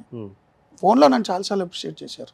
కొన్ని అసైన్మెంట్ డైరెక్ట్గా నాకు ఆయన ఇచ్చారు, నాకు అవార్డులు ఇచ్చారు, రివార్డ్స్ ఇచ్చారు. వ్యక్తిగతంగా నన్ను చాలా దగ్గర తీసుకుని అభినందించారు. ఓకే, చాలా ఉంటాయండి. సో ఏబిఎన్ ఆంధ్రజ్యోతి ఆర్కే గారితో 10 ఏళ్ళు ఉన్నా. పర్సనల్గా నాకు చాలా అటాచ్మెంట్, ఆయనకి నేనంటే చాలా ఇష్టం.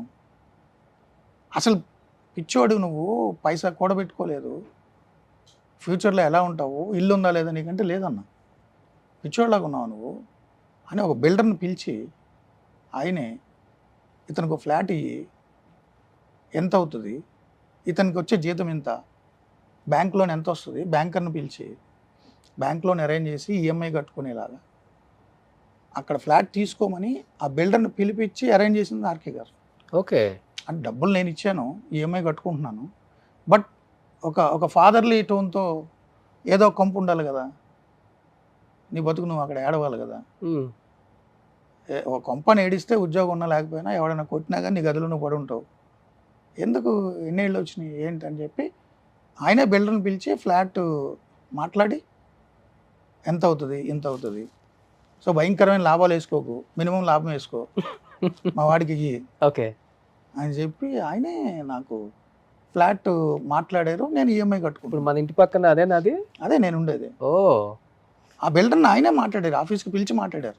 ఓకే, బిల్డర్ని మాట్లాడి ఫ్లాట్ ఎంత, ఎన్ని గజాలు, ఎంతకి ఇస్తున్నావు, ఎంత లాభం వేసుకుంటున్నావు, మా వాడికి ఎక్కువ లాభం వేసుకోకుండా ఎంతకి ఇవ్వగలవు అని మాట్లాడి రిజిస్ట్రేషన్ ఎంత అవుద్దని అడిగారు. ఎంతో చెప్పారు. రిజిస్ట్రేషన్ డబ్బులు ఆయన ఇచ్చారు.